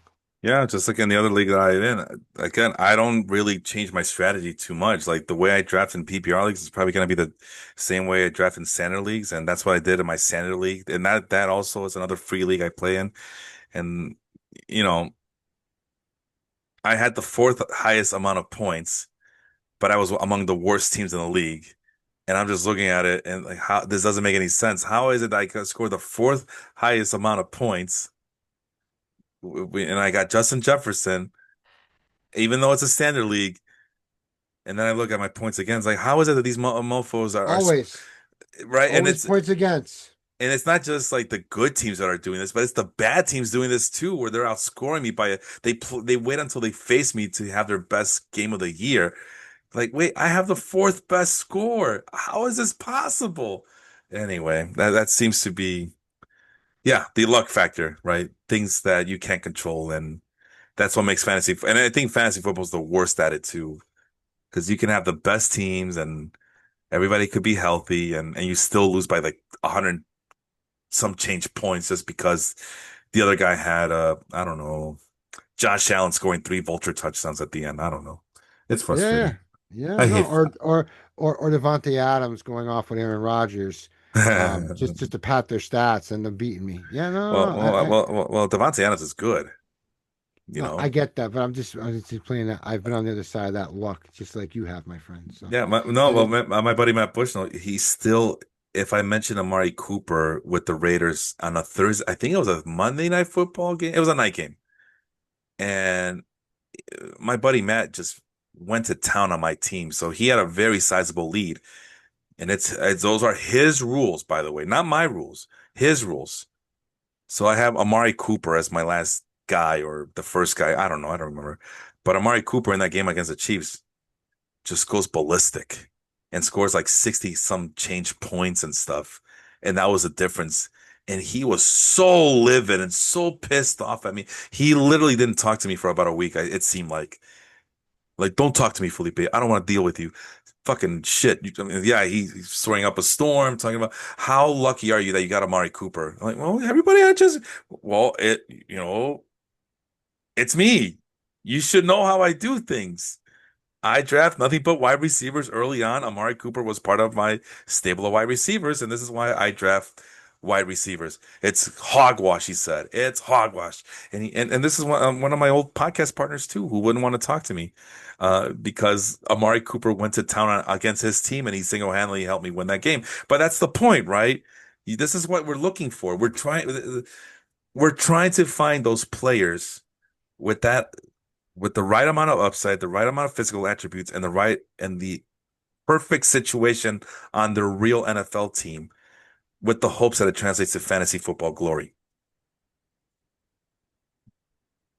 yeah, Right? I mean, that's right. because remember, Noah was giving me the business about Jamar Chase. He's not that good. Like, excuse you? No, Jamar no, Chase is no, no, not no, that no, good? You're no, no, no. Chase, crazy. Chase is great. I just didn't touch him because of the contract, and I regretted it. And I've Yeah. told you that numerous. I think I've told you that more than 10 times. So, Yeah, but you weren't you the know, only one. A lot of people, and I'm aware that that's the reason that he fell. But it was always Chase with me. Always. If I had the first pick overall, Chase. Second pick, Chase. How about sixth pick? Chase. Chase, Chase, Chase, Chase, Chase. I love Chase so much. I ended up getting Chase Brown as well in that same league of ours. So that's how much I yes, you like did. the Yes, you did. Chase. Chase on the case. And now you don't like the second chases. So No, I no, I'm fading on Chase Brown, and I'm gonna opt with the later running backs because Chase it's Chase Chase Brown will be fine. I'm not worried about Chase Brown. Yes, alrighty, I do think his ADP is a little high for redrafts, but I do think he'll be fine. alrighty. I don't think anyone's taking his spot there in Cincy.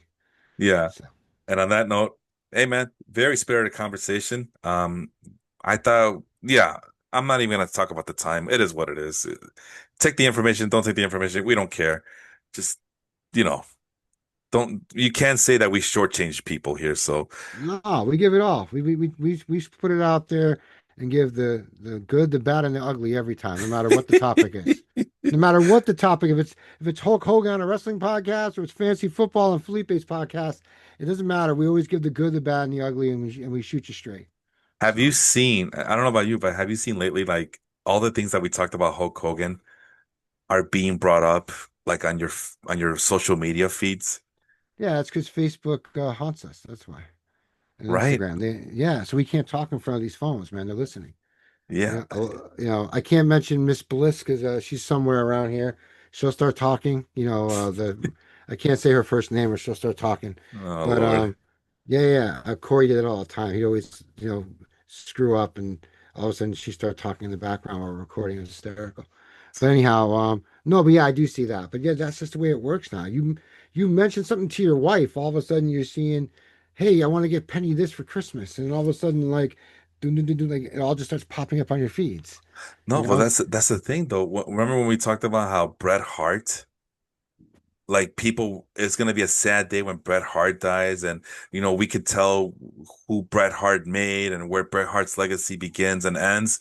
And sure enough, there's Bret Hart talking about how I get calls all the time from wrestlers who want to do this move and that spot and that spot, and I go, just do it, man. Don't even bother asking me. To me, it's a what do you call it? It's an honor and a privilege that you're trying to emulate me. And that's why I reposted what he said. And I went and I said, I'm pretty sure no one's doing the same for Hulk Hogan. Because you know damn well if Hulk Hogan would have been asked, hey, can I borrow your leg drop? Absolutely no, brother. Hell no. No, nope. If you do that, I'm gonna sue you. I, last thing in the one the podcast since you brought up Hogan. So, Fox had on this like TMZ special about Hogan, Mhm. and they had Vince McMahon on. Of course, I'm paraphrasing. I'm not quoting, but basically, McMahon came around and said that Hogan's not a racist. Mm. He just said a couple of racist things. Ah, What? yeah, I saw that. Yes, typical What? Vince. Typical What? Vince McMahon. How do you get on national TV or how do you get in front of a camera But I and was gonna mention that to you. Yeah. say that is something that's so like what's like an oxymoron? I don't know what the word is, but like, it's a hypocritical statement. Like you can't like what?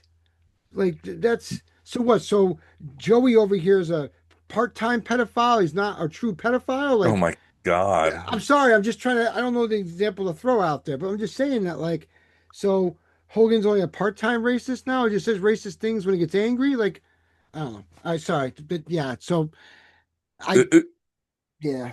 On But we that did note, we did talk about that. Like McMahon loved Hogan so much that he almost killed a woman in Cape Cod because he was so distraught about his death. And even to the very end, even now that he's dead, what's his face? McMahon is still defending Hulk Hogan. And let's face it, McMahon, just like every promotion, he knows where his meal ticket came from. And he got into a car accident on the Merritt Parkway in Connecticut, yep, right when Hogan died, wow, because he was speeding in and out of traffic. yeah, Like, how does that happen? Right when he Hulk Hogan died. he was distraught. He heard the news. He went ballistic. I mean, that's his guy. That's his lover. I mean, that's his guy. There's. Boy. I But honestly think there's something off about McMahon too. Not that there's anything wrong with it, but just the fact that he won't admit it. But that's okay. He doesn't have to admit it. He doesn't have to yeah, admit it. I'm just saying. You I know. know, I know. I mean, Pat Well, Patterson admitted it, and then he got in trouble, and then that got swept under the rug, and now he's a Hall of Famer. But it's okay because it's Pat yeah, Patterson. yeah. I mean, Tony What ring? Atlas had a lot. Tony Atlas had a lot to say about Pat Patterson when he was he Ooh. may have said some of it on the interview we had here at the house back in 2021 on the Wrestling Purist YouTube page. Uh, But huh. maybe. But then there was some stuff afterwards too, and I never saw Joe Geltzer so white in his life, like literally like just flushed white. All of his dreams and aspirations about his favorite wrestlers went to heck, because Tony told us the truth about what happens behind the scenes. So kind of ruined the Nah. case. Like like Ted Cagney would say, "Oof, you just ruined the kayfabe for me, brother." You know, that's a little Ted Cagney there for you. I love that guy. But brother, I think it's time to end this. We got to get the hell out of here. All right. For Harry, I'm Felipe. This has been the Total Yards podcast. I need to get a new graphic. I know. Bear with me. But until next time, good luck to everybody this season, and we'll see you soon. Have a good one, everybody.